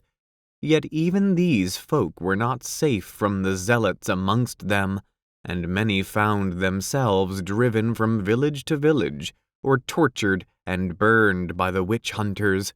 Those educated men who studied the lore of magic and the dark gods did so in great secrecy. These were likely to be rich and powerful men who hoped to gain by the powers of darkness some advantage in business, politics, or war. So it was that in every city there grew up covens whose members practiced the debased rites of sorcery in hidden places at the dead of night. Such things changed a great deal in the time of the Great War against Chaos, which began more than 200 years ago. During that terrible war, the dark gods rose in the north and cast their minions upon the world, engulfing the lands of the Kislevites. So great was the threat to all the world that the free peoples made common cause to fight the armies of chaos, and for the first time men, elves, and dwarves lent their efforts to overthrow the dark enemy. At this time the renowned elven sorcerer Teclis traveled to the old world at the request of Magnus the Pious. There he and his companions fought side by side with the armies of men and dwarves, and the courage and might of the elves did much to win the trust of Magnus. One of Teclis's deeds was to find such low sorcerers and hedge wizards as existed in the empire and teach them a few rudimentary spells of fire, lightning bolts, and thunderous noises, which they employed against the minions of chaos. Many witch hunters were aghast that Sigmar's folk should embrace the secret arts, but the wise counsel and undoubted learning of Teclis won over the majority. Soon the new breed of wizards were hailed as saviors of the empire, alongside Magnus the Pious himself, who became emperor of all the land of Sigmar. The creation of the colleges. Upon his ascension to the throne, Magnus asked Teclis to help him create an institution whereby wizards might be properly trained. At first, Teclis's companions advised the great mage against such a course, claiming that the secret sorceries of the elves were not meant for mankind. But Teclis realized that the safety of the whole world rested upon the men of the empire, the strongest of the realms of the old world, and so he agreed to Magnus's request. Following this, the colleges of magic were established in the city of Altdorf under the protection of the prince of that city, and Teclis taught the first masters and laid down the laws by which they were to study before he returned to the elven kingdoms of Ulthuan. Teclis taught how all magic was derived from chaos and was inevitably tainted by it, but it could be controlled and purified by a trained practitioner. Men learned how the raw power of magic blew from the northern realms of chaos in the form of 8 sorcerous winds that represented unique types of magic. For this reason, the sign of all magic is the symbol of chaos itself, the 8-pointed star. For each wind, Teclis founded a separate school of magic and taught its first masters. He judged the mind of man inadequate to the mastery of all the 8 winds of chaos, but with care and study, he believed that humans were able to contain the power of one of them. Thus today there are 8 colleges, each of which forms the headquarters of one of the orders of magic in the empire. Each has its own masters, and the sorcery of each is different and distinct from the others, yet all are aspects of that great and potent source of magic that is chaos itself. The 8 orders. There are 8 colleges, each of which is home to one of the 8 orders of wizards of the empire as follows: the Light Order, the Golden Order, the Jade Order, the Celestial Order, the Gray Order, the Amethyst Order, the Bright Order, and the Amber Order. The Light Order. The wizards of the Light Order are sometimes known as the White Wizards or Hierophants.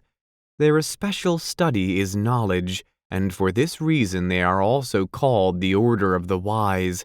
The lore of light lies under the province of the first lore of magic, which is called the Wind of Hysh. The symbols of the first lore are many, and the most important is the Serpent of Light. There are many other arcane symbols to be seen in the mystical pictures and statues in the College of Light, of which the Tree of Learning, the Tower of Isolation, the Candle and the Pillar of Wisdom are the most common. The color of the robes of the order is white, and a serpentine staff is often carried. The magical energies of Hysh are the most effusive of all kinds of magic, and quickly penetrate solid things, and soak away even into the very rocks that lie beneath the ground. For this reason the spells that bind the Wind of Hysh are especially elaborate and ritualistic, and light magic is reckoned the most difficult of all to master. Because of this there are many acolytes and lowly wizards whose duties are to keep up the chorus of incantations and various spells of purity which are sung constantly night and day, each day of the year. They must also ensure that the thousands of candles and lamps are kept ever alight, that the incense burners are full of their pungent offerings, and that the proper chimes and bells are all struck at the appointed ritual hours. The magic of the order has many potent applications, and is most renowned for its powers of healing and projection.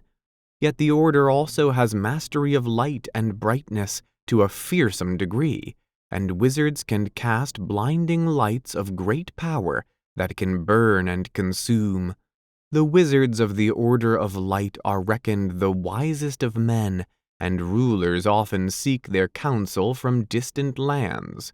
The principal building of the College of Light lies at a mystic conjunction within the bounds of the city of Altdorf, yet, like many of the magical colleges, its whereabouts goes largely unrecognized by those around. Thanks to its clever positioning upon lines of arcane convergence, an ordinary mortal will never chance upon it. It exists within a secret space, within a space, a plot of land parallel to, but separate from the mundane world. To those who do discover its whereabouts, the building presents an aspect unlike any other in Altdorf, or indeed the old world. The college forms a gigantic pyramid whose shape retains and concentrates the power of the Wind of Hysh. Within its walls, hundreds of minor wizards maintain the ritual incantations that go on eternally, so that the entire building hums and drones with radiant arcane power. Because of the high levels of Hysh energy, the stone walls appear translucent, and the thousands of lights that burn within make the whole pyramid glow with light. It is an awesome and strange sight indeed, and one that few of Altdorf's inhabitants would imagine lies within their city. In the depths of the college, beneath the pyramid and protected by many twisting tunnels, traps, and magical fields, lies the greatest magical treasure house in the old world. This was created by the elven mage Teclis as a repository and prison for many of the sorcerous objects and creatures of power captured during the Great War against Chaos.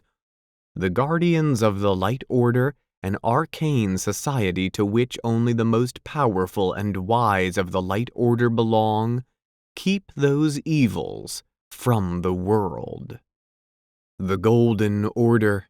The wizards of the Golden Order study the lore of metal, or alchemy, that lies under the province of the second lore of magic, which is called the Wind of Shaman. The symbol of the second lore is the soaring eagle, and the color of the robes worn by wizards of the order is yellow. The second lore is the lore of metals and alchemical change, and due to the nature of their studies, gold wizards often bear the traces of their experiments. Their robes may be stained or sooty, and their beards singed or marked with vivid chemical spills. The magical energy of the wind of Shaman is heavy and very dense. It is attracted to metal as metal itself is attracted to a magnet, except that it is most attracted to the heaviest of elements, and most especially to gold. It is said that this alone accounts for the almost sorcerous effect that gold exerts upon even the most intelligent races, inciting greed, violence, and sometimes even war. The wizards of the Golden Order are the most accomplished alchemists of all men in the old world. They practice the transmutation of metals, as well as spells of forging and runic inscription. In this last mentioned, they are far inferior to dwarf runesmiths, but they are less affected by the maddening power of gold, and so have the mastery of many spells which no dwarf would dare learn. Though much of their magic is of this nature, gold wizards are able to conjure molten metals which scorch and consume, and they can also cast spells to corrode and weaken iron in the blink of an eye. The buildings of the Golden Order are like no other. They are neither rich nor ostentatious, but are more along the lines of a great forge, with many furnaces and tall chimneys that belch multicolored glowing smoke into the air. It is much to the relief of the citizens of Altdorf that this college lies not near the center of the city, but upon its edge by the river Reich, whose waters cool the forges, and which periodically run with fantastic colors following some great experiment. Unlike many of the colleges of magic, that of the Golden College is not hidden from view, but few go near it owing to the evil smells and thick smoke which surround it, and to which the gold wizards themselves appear impervious. The Jade Order. The wizards of the Jade Order study the lore of life that lies under the province of the third lore of magic, which is called the Wind of Gairan. The symbol of the Third Order is the coil of life, and the color of the robes worn by wizards of the Order is green. In addition to the coil of life, which may be recognized as a spiral, these wizards also show such symbols as the triscale and the oak leaf, and they often go about barefoot so that they can feel the wind of Gairan upon their feet. Each wizard carries a sickle, small or large, which is the badge of attainment amongst his kind. The magical energies of Gairan precipitate like rain upon the earth, forming pools and eddies which only those attuned to the sight of magic can see. These magical pools flow into natural watercourses, and for this reason the power of Gairan is closely bound up with water, and thence with vegetation and living things. When the winds of chaos blow most strongly, it is said that the very streets become awash with the power of magic, flowing like streams. Yet of this the common man sees and suspects nothing. Jade wizards are, of all wizards, the most attuned to nature, and the least likely to be found within the confines of cities. They love nature and living things, for their studies teach them about the harmony of nature and the balance between all living things. Because they are so closely tied to the power of nature, their own powers tend to wax and wane with the seasons, being vigorous in spring, most powerful in the summer, waning over the fall to become weakest over winter. Jade wizards have power over nature and can cast spells which cause thorns and briars to spring out of the earth, woods to appear, or mighty winds to suddenly bowl over their enemies. At his command, a jade wizard can bring rain out of a cloudless sky, or cause the very rocks of the earth to fly into the air. The Jade College is the center of the order, but few wizards abide there, and even those who would learn the lore of life are likely to do so under the stars. Throughout the Empire there are hidden forest groves where the jade wizards conduct their rituals and keep many of their secret treasures. These take the form of circles of stone and often lie at the confluence of 3 streams, for such places are powerful in the magical lore of Ghyran. Within the city of Altdorf itself, the college takes the form of a walled enclosure, plain and unimposing to the outside world, yet hidden within is a living college of trees whose boughs form the beams and pillars of mighty halls. Amongst the glades of this hidden world are numerous pools and streams where running water pours into a wondrous silver lake. The Grey Order. The wizards of the Grey Order study the lore of shadow that lies under the province of the 5th lore of magic, which is called the Wind of Ulgu. The symbol of the 5th lore is the Sword of Judgment, and the color of the robes worn by wizards of the order is gray. True to their order's symbol, they usually carry swords, though often concealed beneath their robes. Of all the orders of wizards, they are the most secretive and least easily recognized, and are not widely trusted or liked by common folk, who believe them to be sinister and scheming. For this reason they are sometimes called trickster wizards in scorn, though they call themselves the Grey Guardians. The magical energies of Ulgu boil across the ground like a shifting mist, visible to those attuned to magic, evoking only a sense of mistrust and concealment to ordinary folk. It is most affected by the mortal winds, which blow across the earth, and it rears into mighty clouds beneath the influence of storms and gales. Yet it is at its most potent in the still, dank, and threatening fogs and mists that bring a chill to the air and hide everything in a cloak of shadow.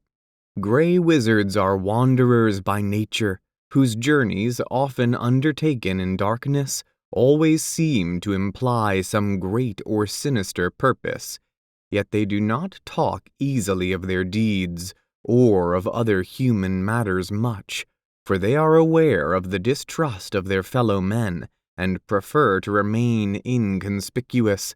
Their powers, though considerable, do not lend themselves well to the favor of ordinary folk, being bound up in spells of concealment, illusion, and death by a number of sinister and unseen ways. The Grey College itself is a worn and shabby stone building, ill positioned in the back alleys of Altdorf's poorest and most disreputable district.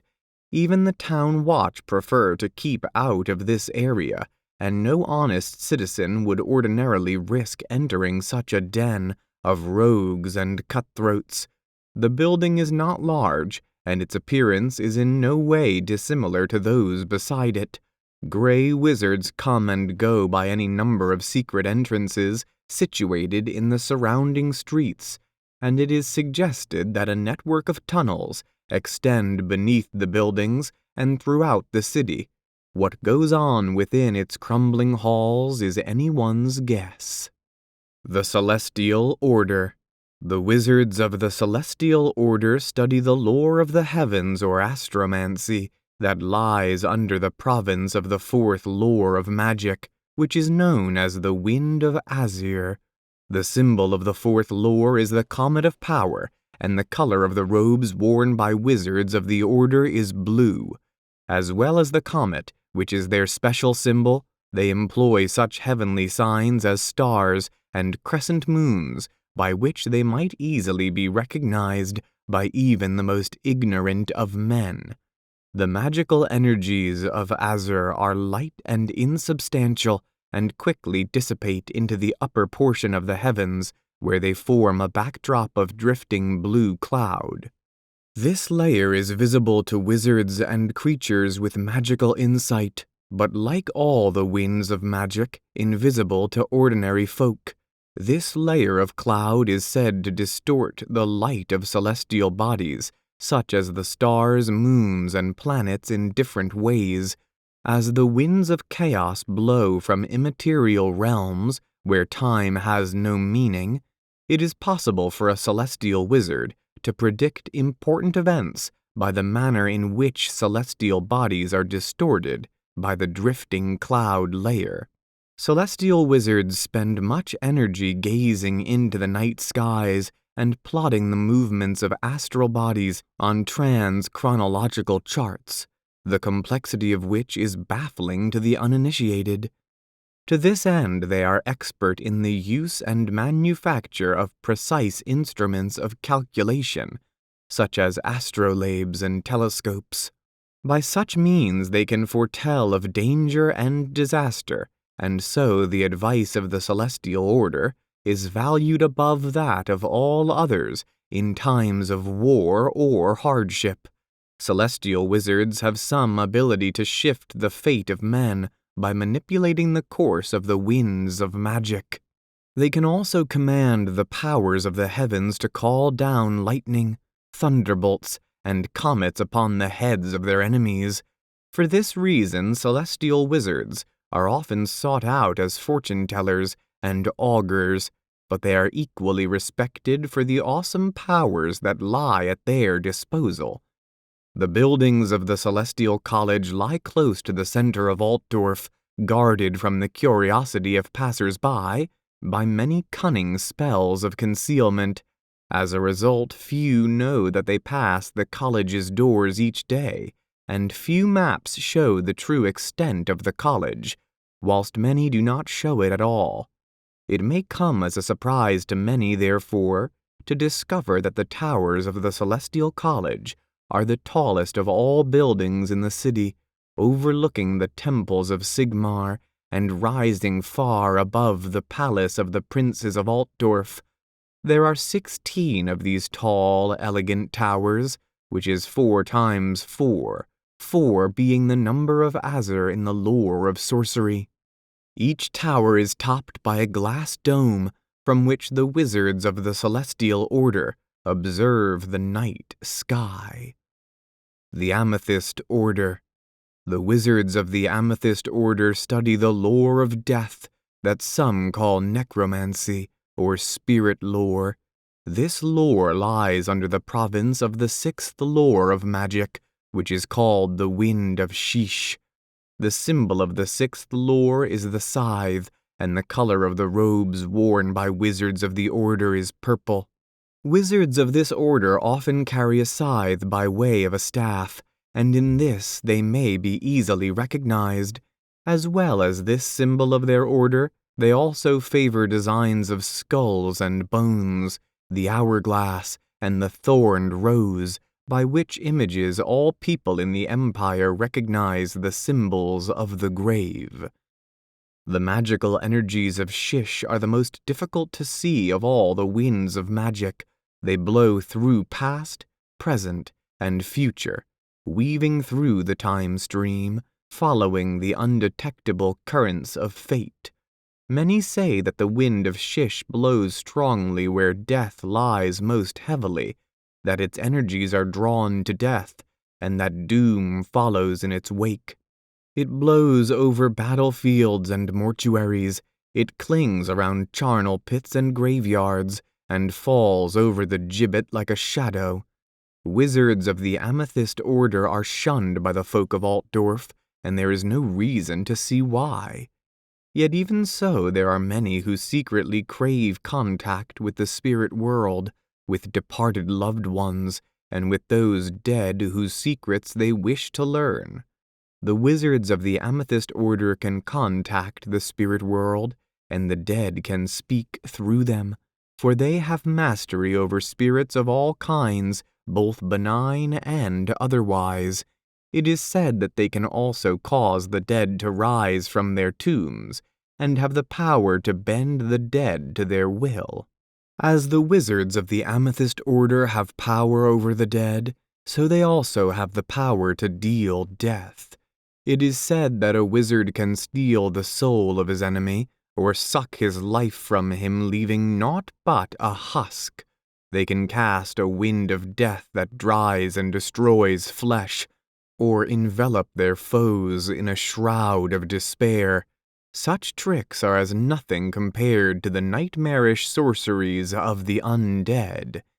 Yet they are of a similar nature, and the amethyst wizard will be forever tainted by their association with the powers of darkness. The college building of the Amethyst Order is dark and sepulchral, shuttered against the light and dimly illuminated, even at the dead of night. Its crooked towers are the abode of bats, and its cellars crawl with verminous creatures. The building overlooks the fabled haunted cemetery of Old Altdorf, where thousands were hastily interred after the devastation of the Red Plague. Within its silent halls, the dust lies thick where it is dragged by the winds of Shish from all the ages, bringing with it the stench of eternal decay. Though the citizens of Altdorf are fully aware of where it is, none trouble the wizards of the Amethyst Order. The Bright Order. The wizards of the Bright Order study the lore of fire or pyromancy that lies under the province of the seventh lore of magic, which is called the Wind of Akshi. The symbol of the seventh lore is the Key of Secrets, and the color of the robes worn by wizards of the Order is red or orange. The Key of Secrets represents the unlocking of hidden knowledge, and the wizards of the college may carry keys as a sign of their authority. The masters of the college have, as part of their ceremonial regalia, a bunch of 7 keys of differing metals. Other symbols associated with the pyromancers are the flame and the burning torch. Wizards of this order are often ruddy of skin, and some have hair that is red and wild, that betrays their fiery nature. Wizards skilled in the pyromantic arts wear red tattoos upon their arms and faces. These are said to writhe and change form to make the spells of fire. The magical energies of Akshi are like a hot, dry wind. It gutters like flame in the breeze and runs wild over hot sands and sun-baked fields. It is powerful where there is flame and fire, and is whipped into a frenzy as it swirls over the volcanoes of the World's Edge Mountains. All flame becomes a vortex for Akshi magic, and the rites of the Bright College are rites of fire. By means of their powers, the Bright Wizards control both magic and flame, and theirs is one of the most spectacular and impressive of all sorceries. Bright Wizards are held above all others when it comes to battle. They know many spells of destruction, and their ability to cast flames and fiery blasts is a very visible reminder of their great power. A Bright Wizard can wield flame like a sword, and he can raise a curtain of fire to confound his enemies.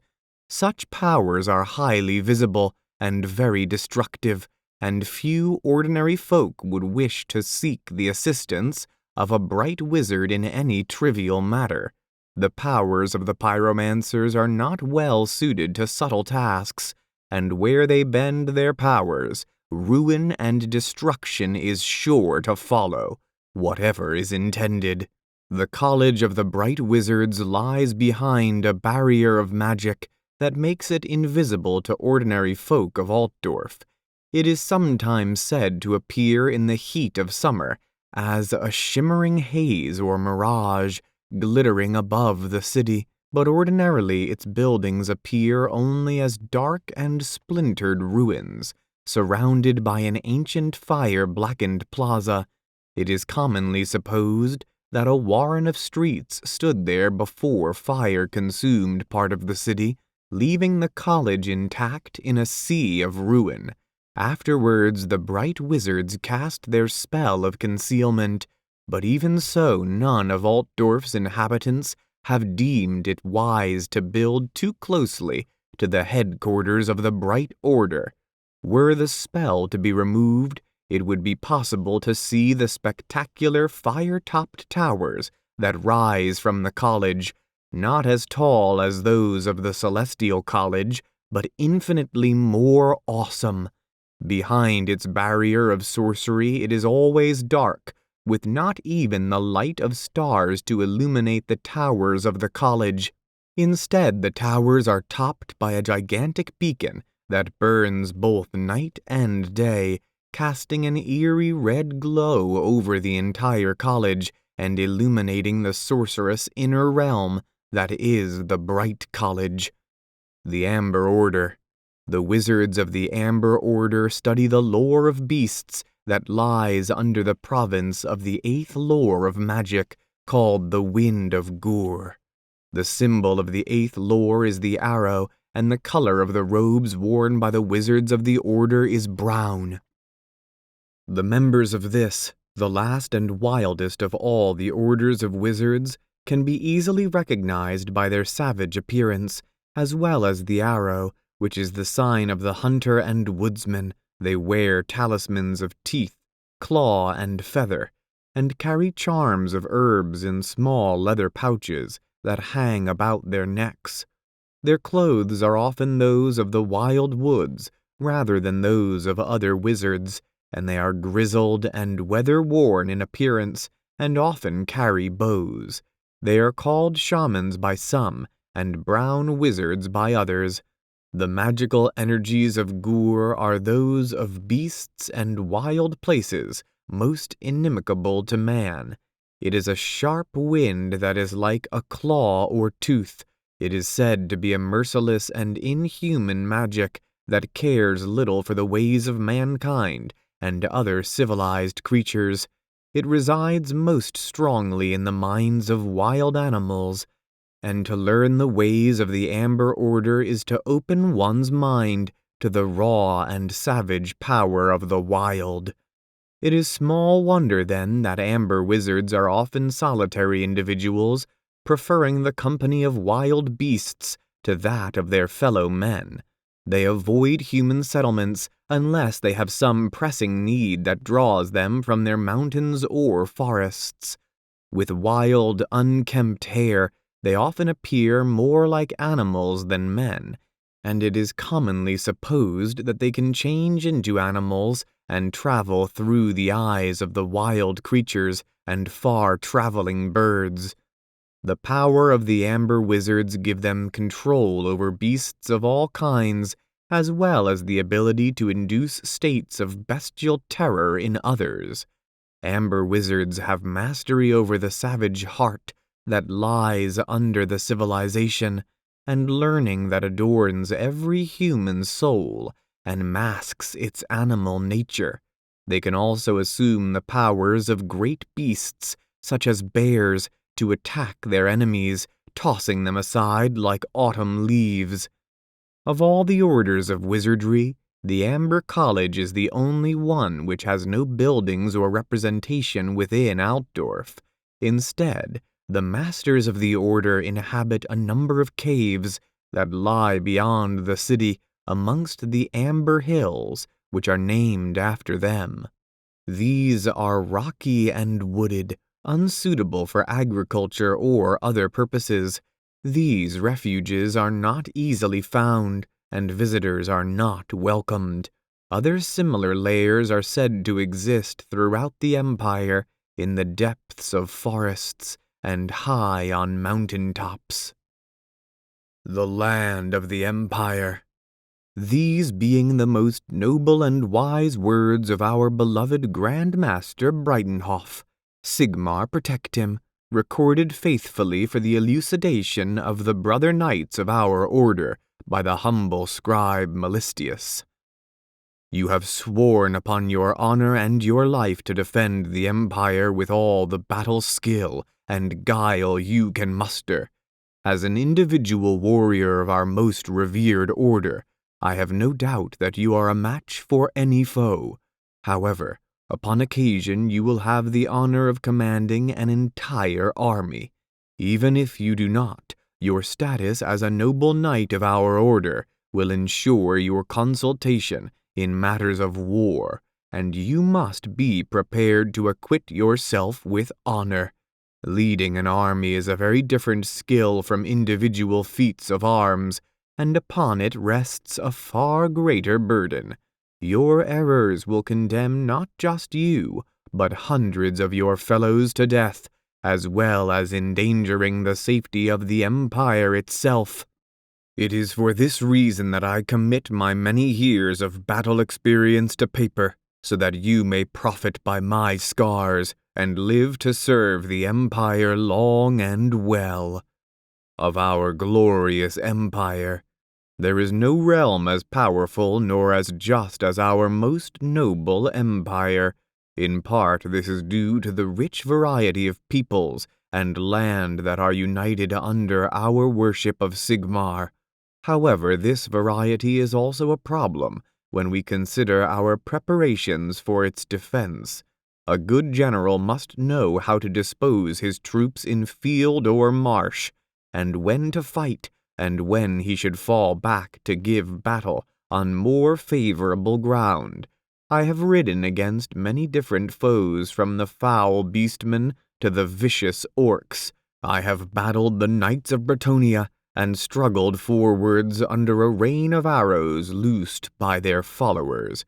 Treacherous and misguided chaos lackeys have fallen to my blade, as have the diseased Skaven, and the most fearsome hosts of the living dead. Even the glimmering armies of the elves have known my wrath, as have the evil slavers of their dark kin. And how did I best these warriors? Was it my godlike might and battle prowess, my invincible armor, or my magical blade? No, it was long study and deliberation. It was knowing when to fight and when to withdraw, when to advance and when to retreat.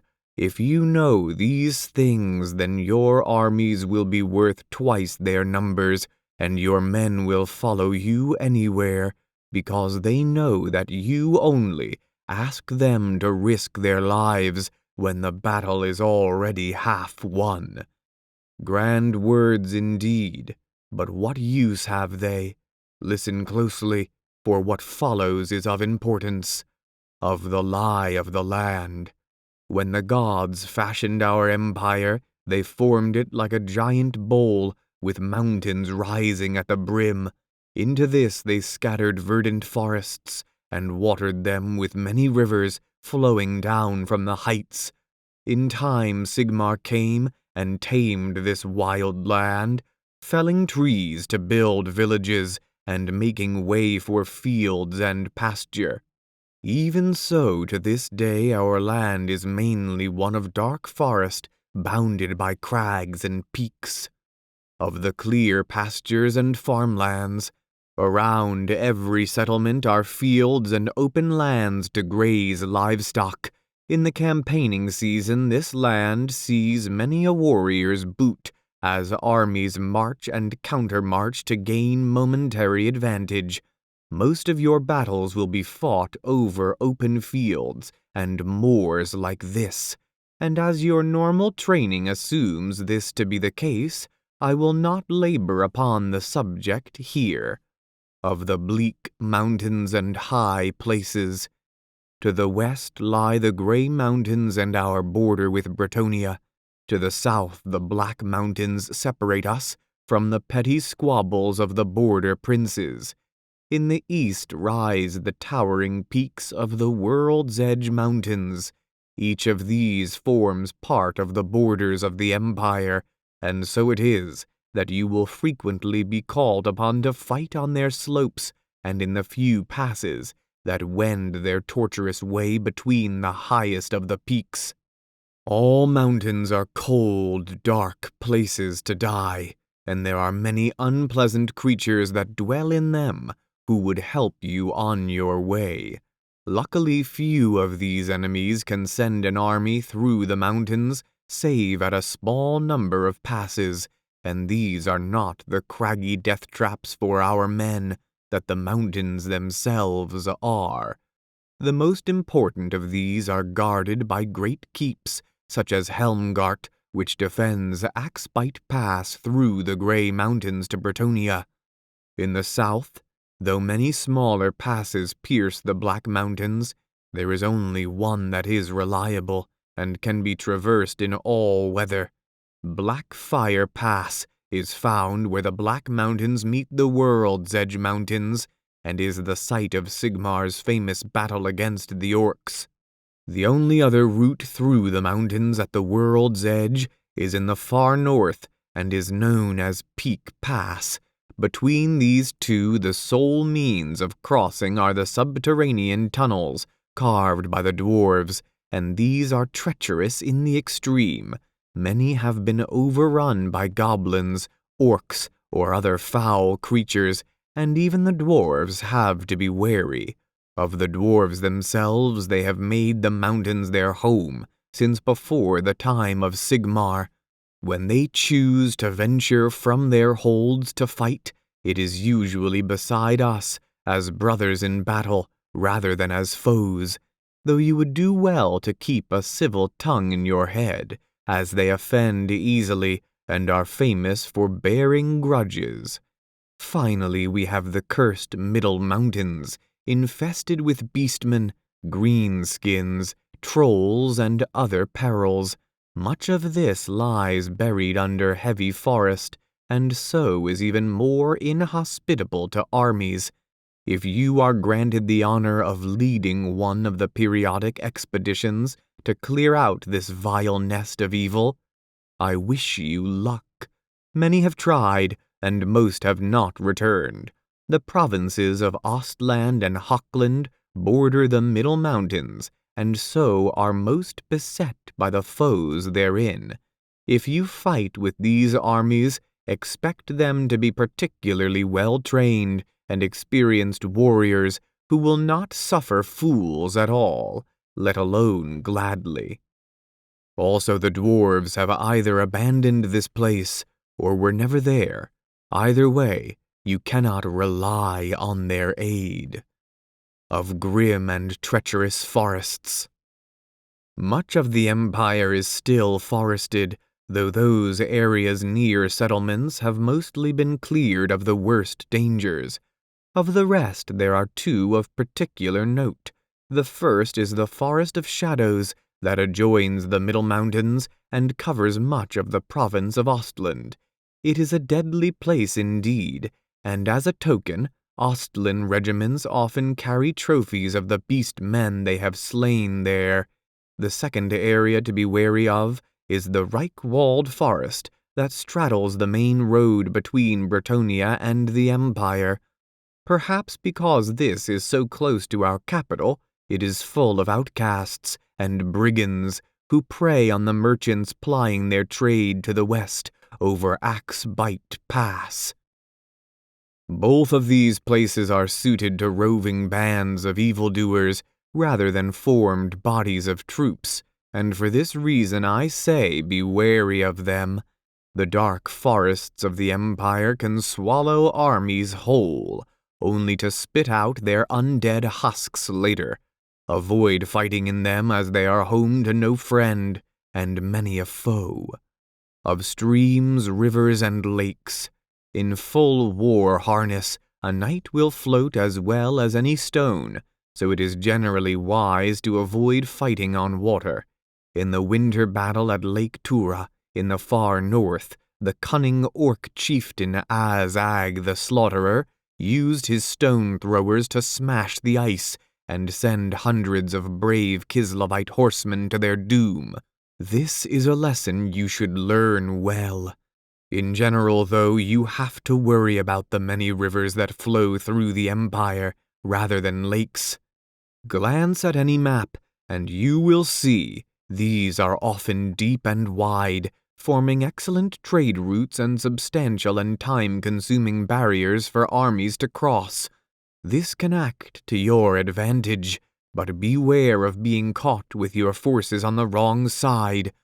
The most famed river is the Reich, Due to its great length, the fact that it flows through Altdorf, and its place as the most important trade route in the Empire, it reaches the sea at Marienburg, the most populous city in the Old World, as well as its busiest port. Marienburg is not part of the Empire, though once it was, so you should have few dealings with it. Of marshlands cursed and fetid, there are not many large stretches of marsh left in the Empire, though the cursed marshes and the wasteland to the north of Marienburg occasionally see Empire armies. As you might expect, these places are full of the same manner of cutthroat rogues and mutants that lurk in the worst of the forests. If you are fool enough to take an army into one of these, your cannons will mire, and your baggage train will have to be abandoned. The heavy cavalry of your glorious knightly orders will struggle through slowly, but be rendered almost impotent by the clinging mud. If you must go in, use as many militia archers as you can find.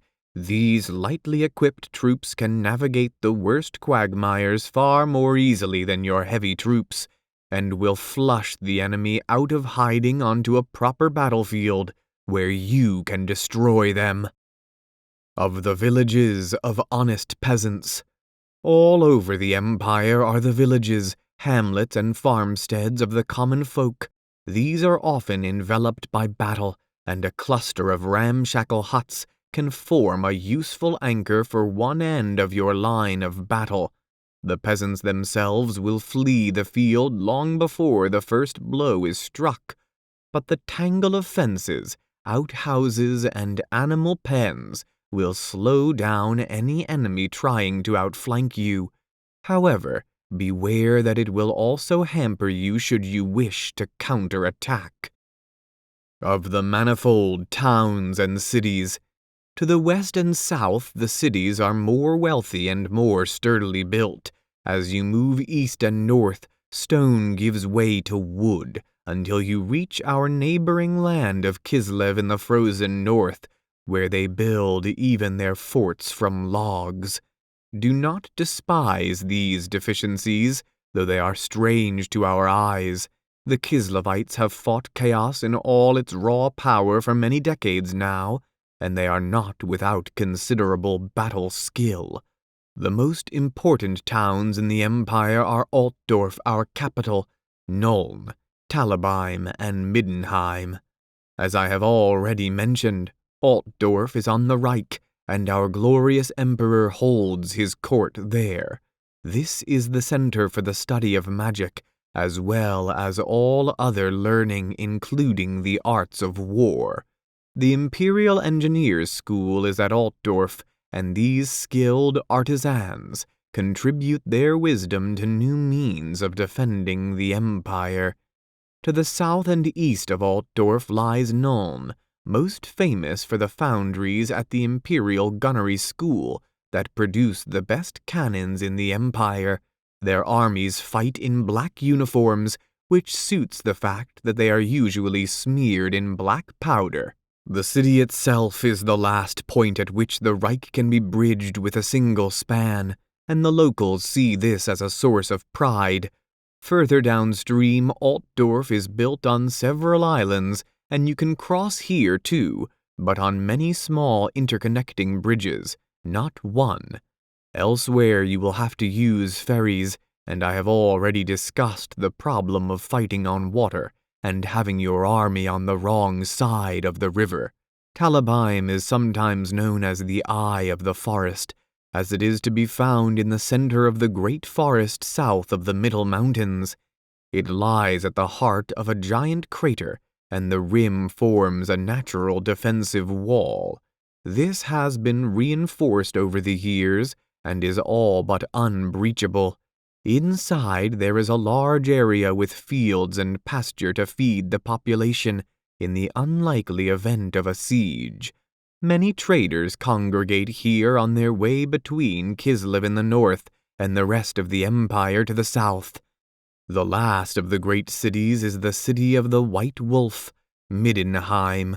The worship of Ulrich here eclipses that of Sigmar, so they might be considered somewhat suspect. However, the most noble and brave knights of the White Wolf hail from Middenheim, so they cannot be said to be anything except loyal subjects of the Empire. There are many smaller cities and towns in the Empire, far too many to name here. They have some similarities, and it is those that concern us now. Nearly all have defensive walls, though whether they are in a usable state of repair is debatable. Should you be appointed to their defense, you should fight in the fields before the town if you have the strength. Fighting in the town itself will only destroy what you seek to protect. If you have not the strength to give battle, hide behind the walls and sally out only if you need to discomfit the enemy and buy time for your allies to send relief. If you retire behind the walls, your foe will either seek easier prey elsewhere, or invest the town, encircling it with earthworks and bombarding you with stones and cannon shot from their war machines. If the enemy breaches the walls, the fighting will become brutal and close. By the ancient tradition of arms, those that resist a siege are given no quarter, and all know this. There are few more murderous actions. Streets become rivers of blood, and every square a marshalling yard of frantic officers, desperately rallying their scattered troops.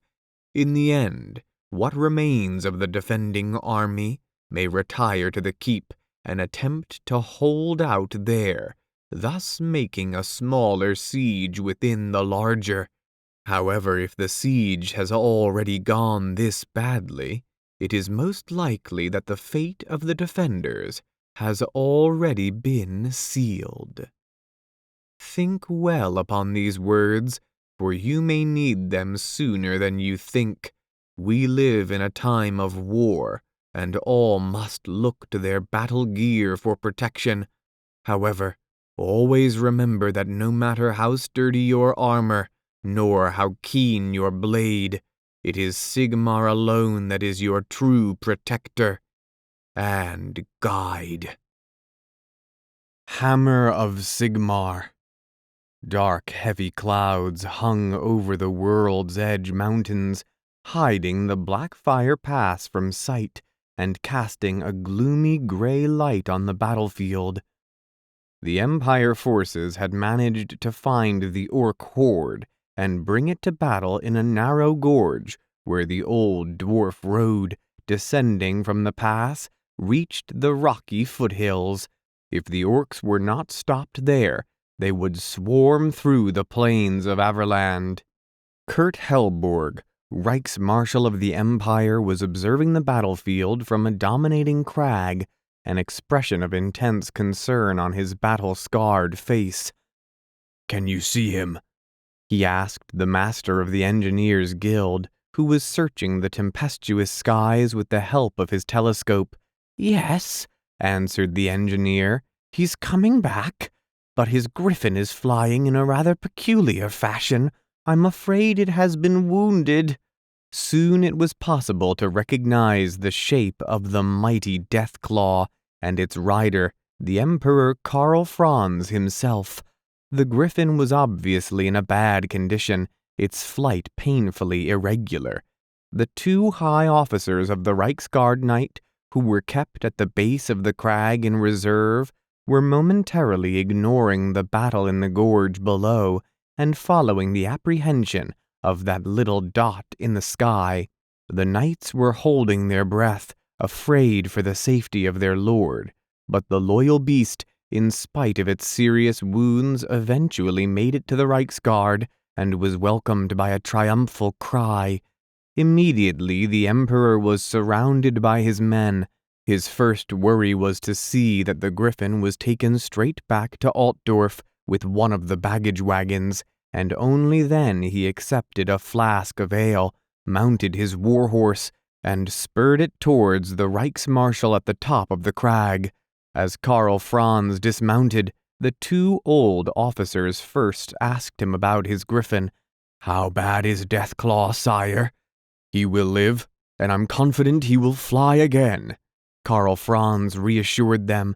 Then he noticed the amused expression that was appearing on the Reichsmarshal's face when his old friend realized that the Emperor was completely covered in green gore.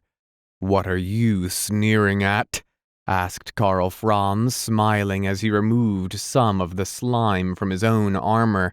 "I know that giants are not very bright, but I assure you that they have enough brains for a man to bathe in. At least this one had. Now what's the situation on the field?" Kurt Helborg turned serious again and replied, "A stalemate, my lord. The orcs are trying to push their way out of the gorge, but our infantry is holding its ground. We are outnumbered at least 5-1, but as long as we keep them in the gorge, they cannot make their numbers count.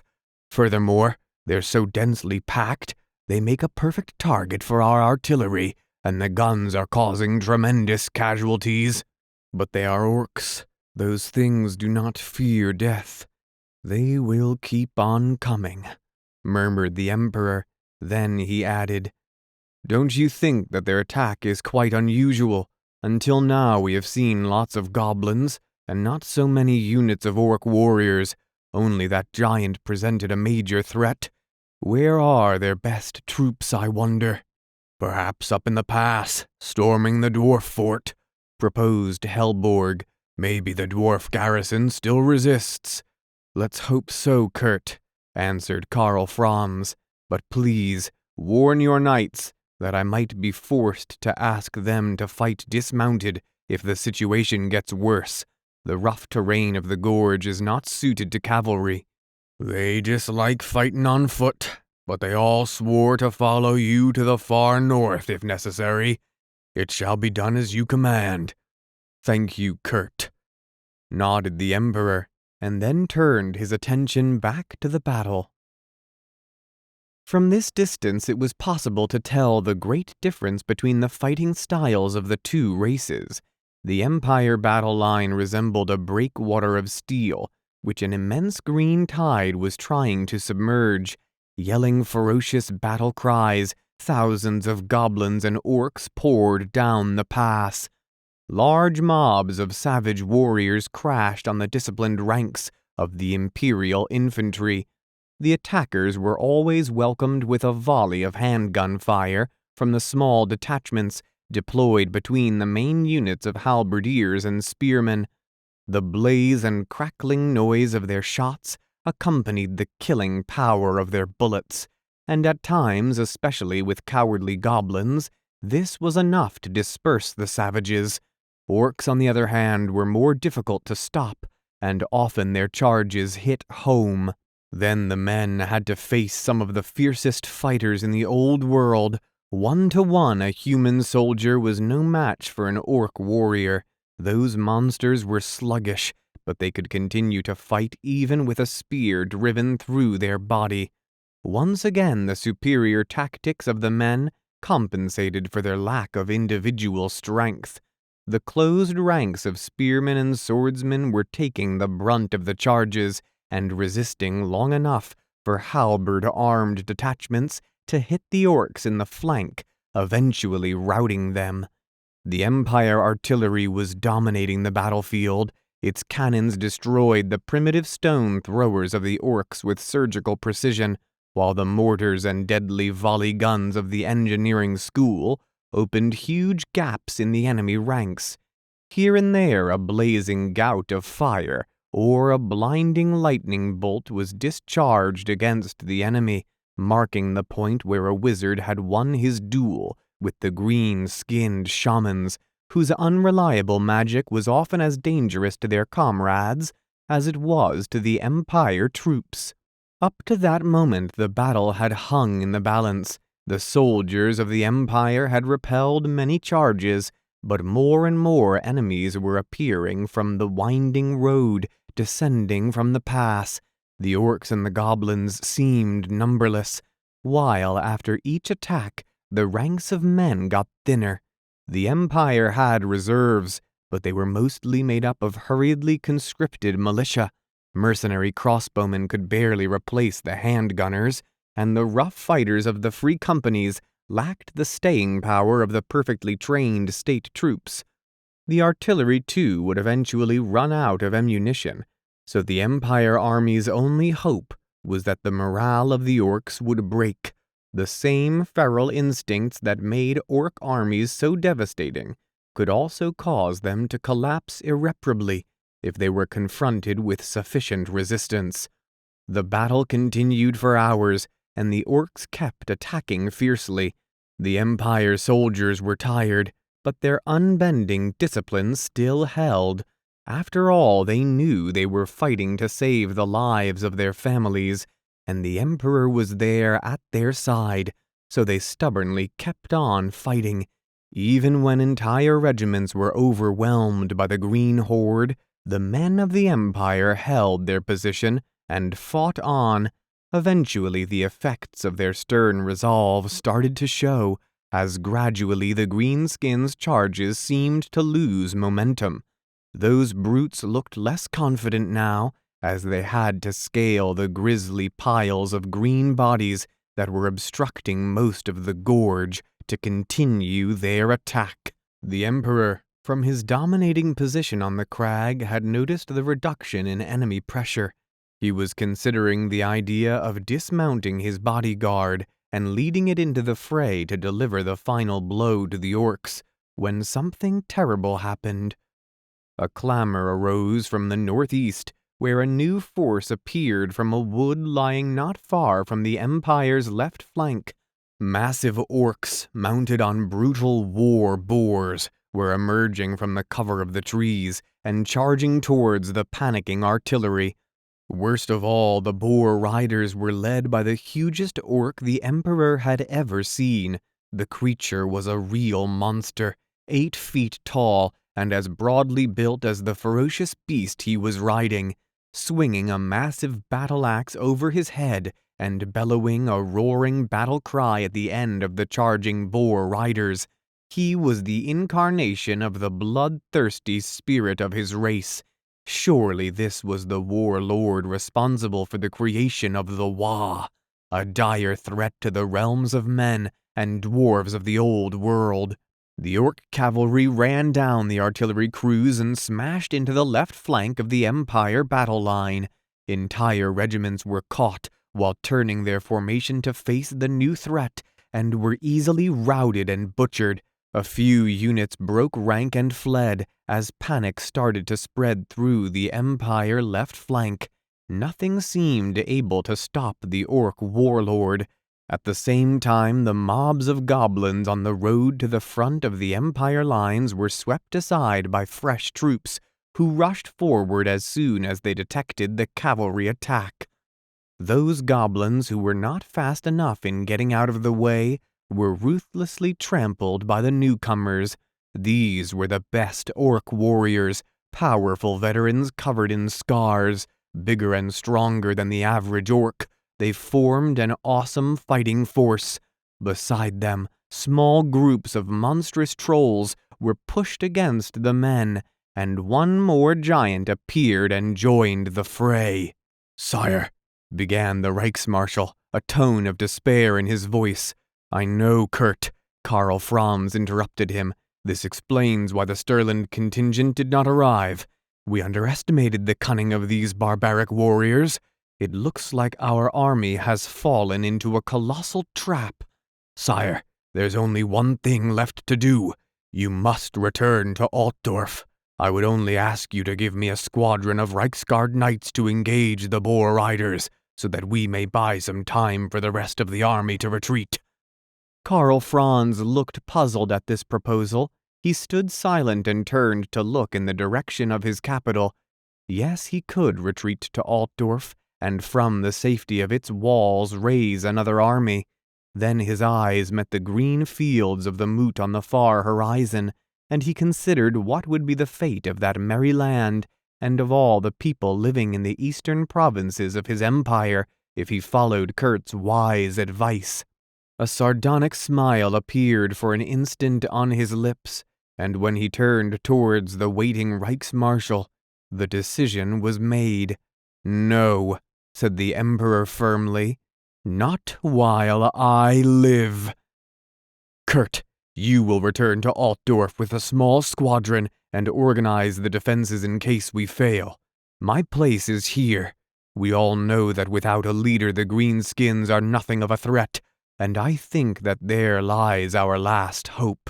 I will personally confront their warlord, and only then will the battle be decided.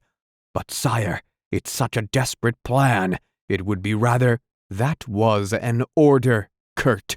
We have no time to waste." Recognizing unflinching decision in the Emperor's eyes, Kurt Helborg gave in. He knew that there was nothing he could say to make the Emperor change his mind. He also realized that the chances were that they would never meet again in this life. But he was a soldier, one of the best, and as a soldier he reacted. The old veteran stood to attention and answered, "Yes, sire. May Sigmar fight by your side." Then he left. Karl Franz mounted his black warhorse and addressed the master of the engineers' guild. "Tell your men to concentrate their last rounds against that giant and to abandon the guns when they run out of shots. There will be enough deaths today." Then he reached the standard of the Reichsguard, and under its inspiring colors he spoke to the knights. "Men, I'm going to lead you into a desperate charge.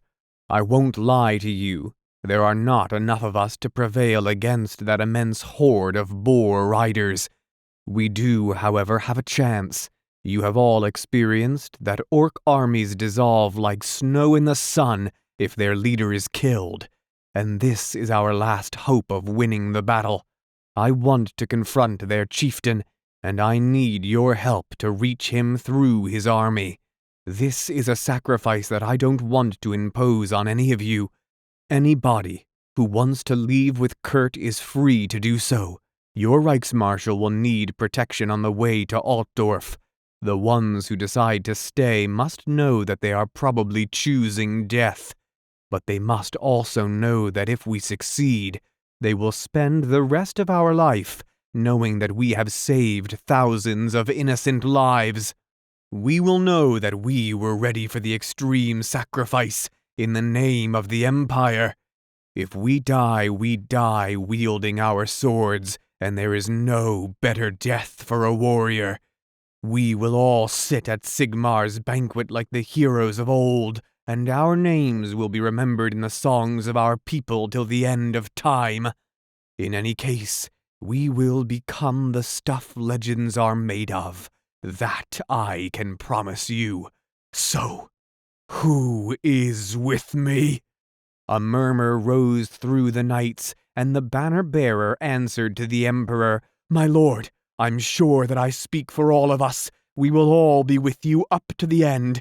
We have trained all our life for this moment. We all swore to die protecting you, and the tradition of the Guard will not be stained by any of us walking away from danger and abandoning you.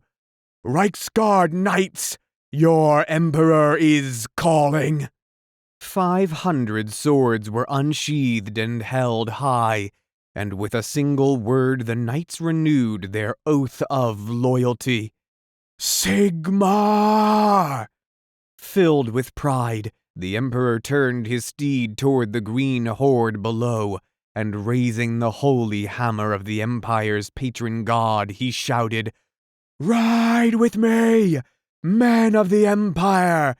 Charge!" The Empire line was in tatters.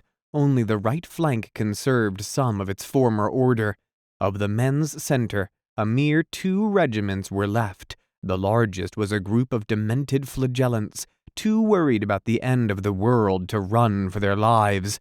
Not far from them were the great swords of Averland, holding their ground in a desperate square to protect Marius Lietdorf, Elector Count of Averland. The 2 groups of men looked like small islands in a green sea, but their sacrifice was slowing down the enemy advance, giving time for the right flank to reorganize. Suddenly, the boar riders were on them, The orc warlord drove his gigantic mount through the tall men in heavy armor, tossing them aside like broken dolls, and made his way to the Count himself. Marius Leitdorf came forward to meet the monster, and dodging the charging beast he swung his rune fang in a deadly arc. The massive boar was disemboweled by the magic sword, and its rider fell to the ground. For an instant the orcs hesitated, but immediately the warlord was on his feet again, and leapt towards the Elector Count. The ensuing duel was over in a few seconds. The creature parried the rune fang with his battle-axe, and let the Count stab him with the long poniard he was wielding in his left hand. The blade buried itself in the thick skin and muscles of the creature, which ignored the wound altogether, and grasped the neck of the Count in its powerful left claw. After a few seconds of struggle, the man's strangled snarl was cut short by the chilling noise of bones snapping, and the body of Marius Leitdorf relaxed in the grip of the orc, lifeless. The orc warlord turned around to contemplate his victory. The Yumis were defeated. The pitiful remains of their army would soon be crushed. There they were, still fighting off his boys, but the sight of their boss dead at his hands should now break their spirit, he thought. Unexpectedly, the Yumi line rang with cries of hope, and a new energy seemed to fill them. All eyes were looking west. The warlord could not understand what was happening, but then he perceived a tremor on the ground, and heard the blast of a horn mixed with the screams of panic from the gobos behind his boar boys. Eventually he caught sight of the enemy knights as they charged through his troops, running down the gobos as they fled, and then crashing into the boar boys.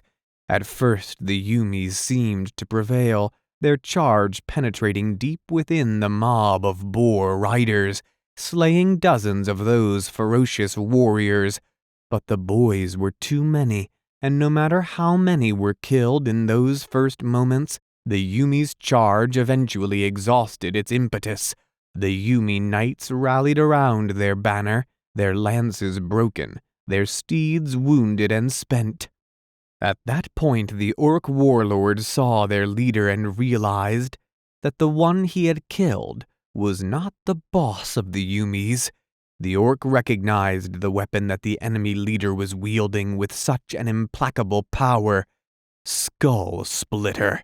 That warhammer had been the bane of his race since the dawn of times, according to the shaman's tales.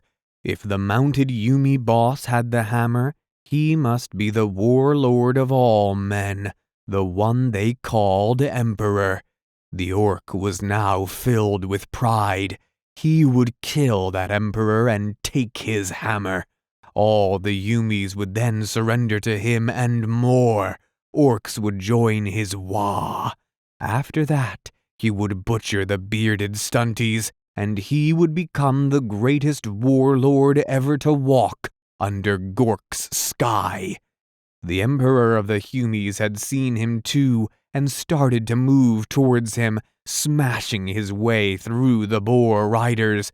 The warlord could not wait for that fight, and ordered his bodyguard of huge mounted bosses to stop the other knights, but to let the big Yumi with the hammer come to him. His bodyguards, who had also finished crushing the last great swords, grunted affirmatively and charged in.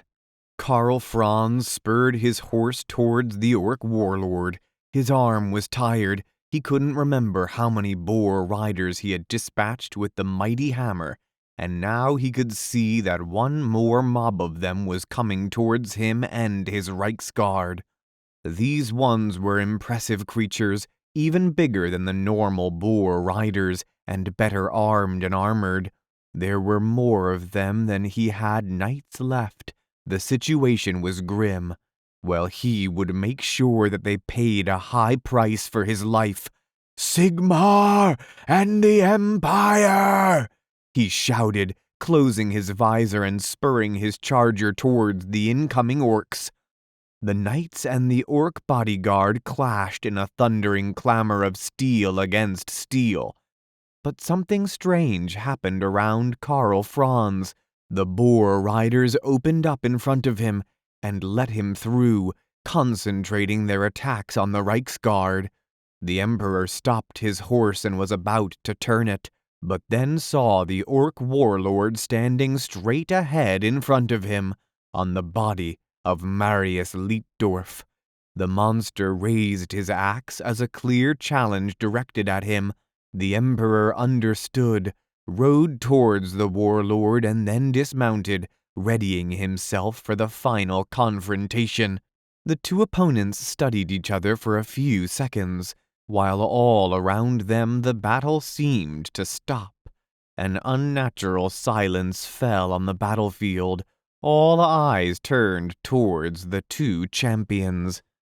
Everybody, orc and man, knew that this was the fatal moment when the battle would be decided. The two opponents were magnificent warriors, each of them representing the epitome of their race's fighting prowess. The Emperor was a tall, muscular man, clad in his black full armor. He had removed his helm, knowing the importance of eye contact in single combat. On his chest, the silver seal was shining like a star, and the runes inscribed on Gal Maraz, the mighty hammer of Sigmar, were burning bright. His opponent was towering over him, a mountain of green muscles. The steam of its breath made Karl Franz think of a savage beast ready to charge. The bits of armor strapped onto that immense body seemed more like a decoration than real protection for its rock-hard flesh. The heavy axe in its hands was as tall as a man. Karl Franz noticed the crackling green energies playing around the edge of its blade, and realized that he would not have to deal only with muscular power.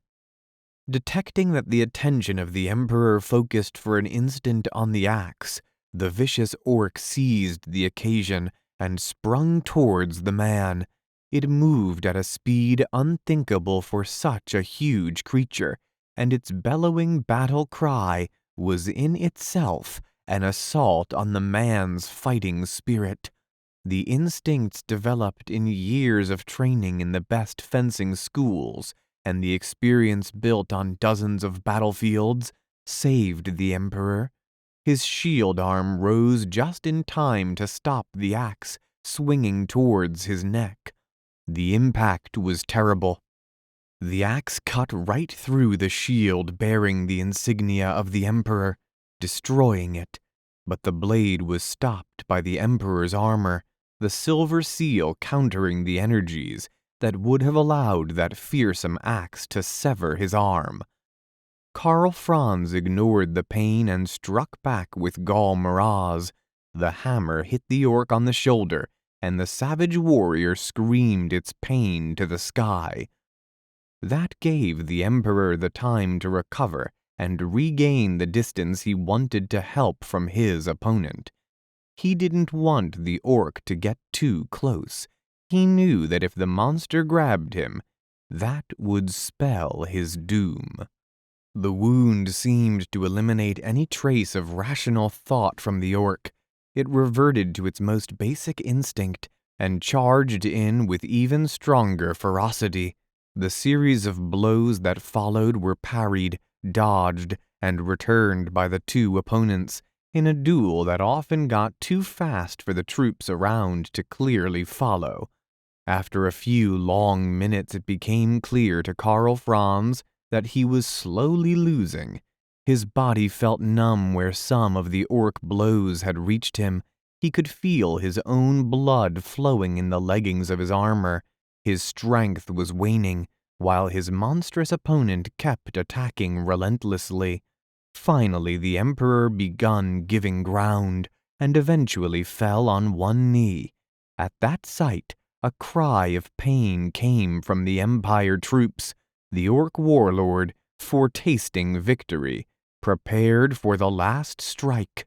Karl Franz was overwhelmed by pain.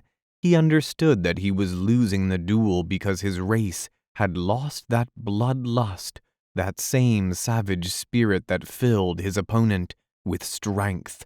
Civilization had brought many advantages on mankind, but men nowadays relied more and more on black powder and other technological means to fight for them, and the warrior spirit of their barbaric ancestors was not as strong as it used to be.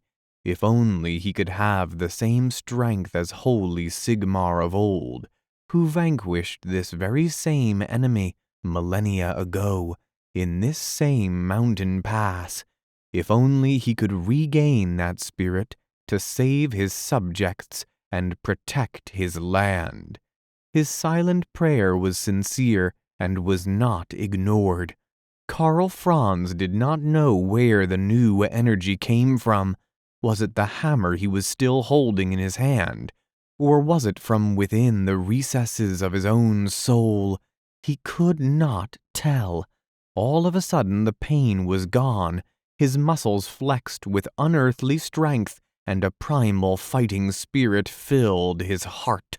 The Emperor rose once more to meet the orc. The warlord stopped. He could not believe what he was seeing. He had been fighting a man in armor. So why was the figure standing before him that of a gigantic warrior dressed in furs? This was not the same person. This was taller, more powerful, but the hammer he raised in the air was the very same legendary weapon. The man shouted a loud battle cry that boomed among the mountains, as it had done so many centuries before. "Unbroken!" At that sound, the instincts of the warlord were overcome by memories inscribed in the soul of his race, memories of mighty barbarians defeating the orcs in the war for the domination of the rich plains and driving them to the desolation beyond the mountains. In those times men were led by this very same champion, he who had denied the possession of this land to the green-skinned race. If the orc warlord could have known such an emotion, this would have been the moment he would have felt fear. Instead, his reaction was rather one of hesitation, a split second of hesitation that was to cost him everything. Gal Maraz struck home on the orc's forehead with a thundering crack. The green giant fell, life quickly abandoning his crushed skull.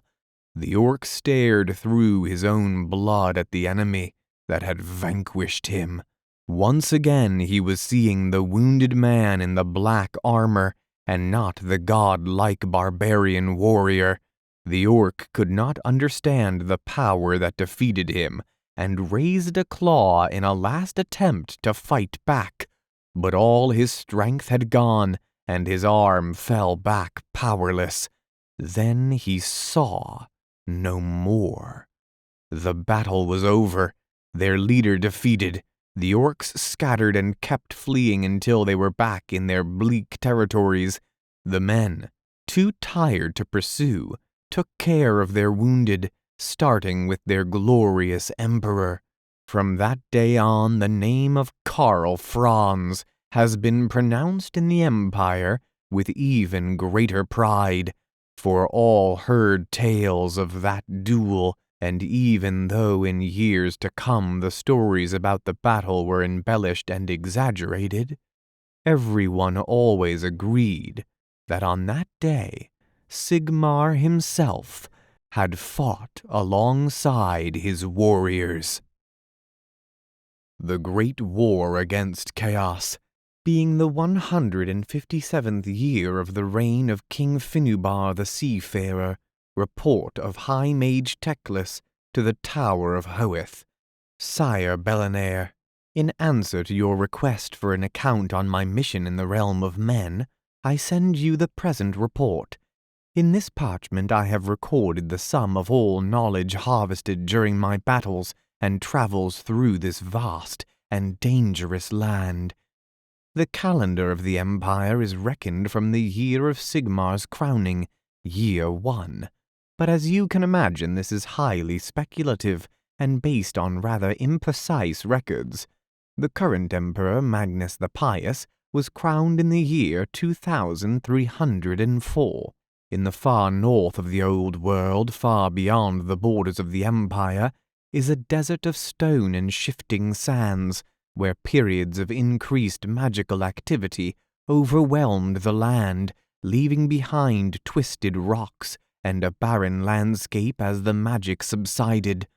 This blasted desolation is known to the men of the Empire as the Chaos Wastes, or the Northern Wastes, and is surrounded in turn by only slightly less corrupted lands of distorted trees and broken rocks called the Troll Country. All these lands lie to the north of the Empire, beyond the chill land of Kislev. The wastelands are inhabited by all manner of monstrous creatures, and it is here that the armies of chaos marshal their strength. When the tides of magic flow strongly, the realm of chaos expands, the northern wastes are swallowed up, and the armies of chaos pour down through the Troll Country into Kislev and the Empire. As these chaos armies push south, the slaughter further strengthens the tides of magic, and the realm of chaos grows even larger, threatening to completely overwhelm the northern regions. The furthest the realm of chaos has ever expanded was during the Great Chaos Incursion, known among men as the Great War against Chaos. The power of chaos had been growing steadily for some years.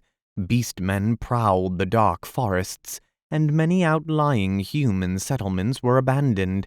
The deep division within the provinces of the former empire ensured that none had sufficient forces to root out the beastmen. Warriors of chaos, human outcasts from the wars, flocked to join the beastmen and other foul creatures. As the power of chaos grew, the warp gates began to spew dark magic into the world, and the realm of chaos expanded horrifyingly quickly. In the winter of the 138th year of King Finubar's reign, the chaos armies moved southwards toward the Empire, fueled by the growing darkness of chaos. Demons marched with them, fed by the fresh tides of life-giving magical energy, and everywhere the agents of chaos became even more powerful. In the heartlands of the Empire, chaos sorcerers and worshippers of the dark gods emerged from the secret conclaves to attack human society from within. As the dead days of winter engulfed the old world, the chaos armies struck. The northern lands of Kislev were quickly overwhelmed. A mighty army of Kislevites and the Elector Count of Ostland were utterly crushed north of Prague, and the Chaos Army advanced along the western foothills of the World's Edge Mountains. The spring of the following year was noted as the coldest for centuries, and the Chaos Army crossed the River Linsk above Prague, destroying a contingent of Kislevites defending its bridges. With the last of the Kislevite armies defeated, the Chaos hordes advanced upon Prague and laid siege to the city.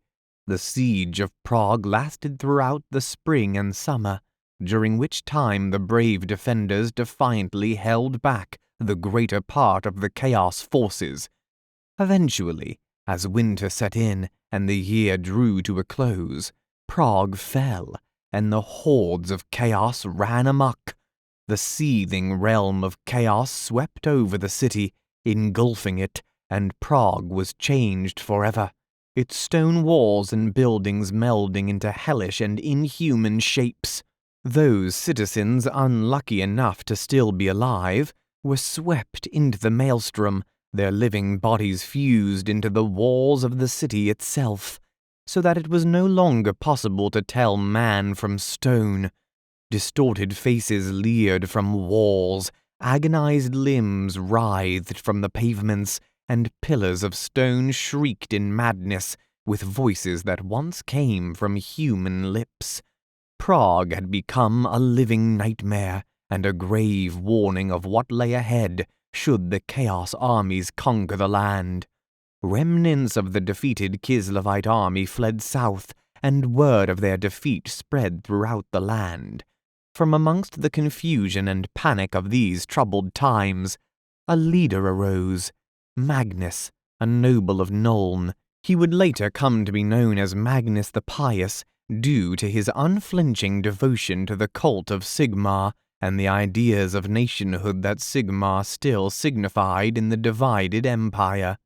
Magnus was a great orator, whose rousing speeches soon created a massive following among the common folk of the empire. He marched northwards from city to city, addressing the people in the marketplaces and town squares, gathering about him an army of devoted troops. The elector counts and burgomeisters recognized in Magnus a leader.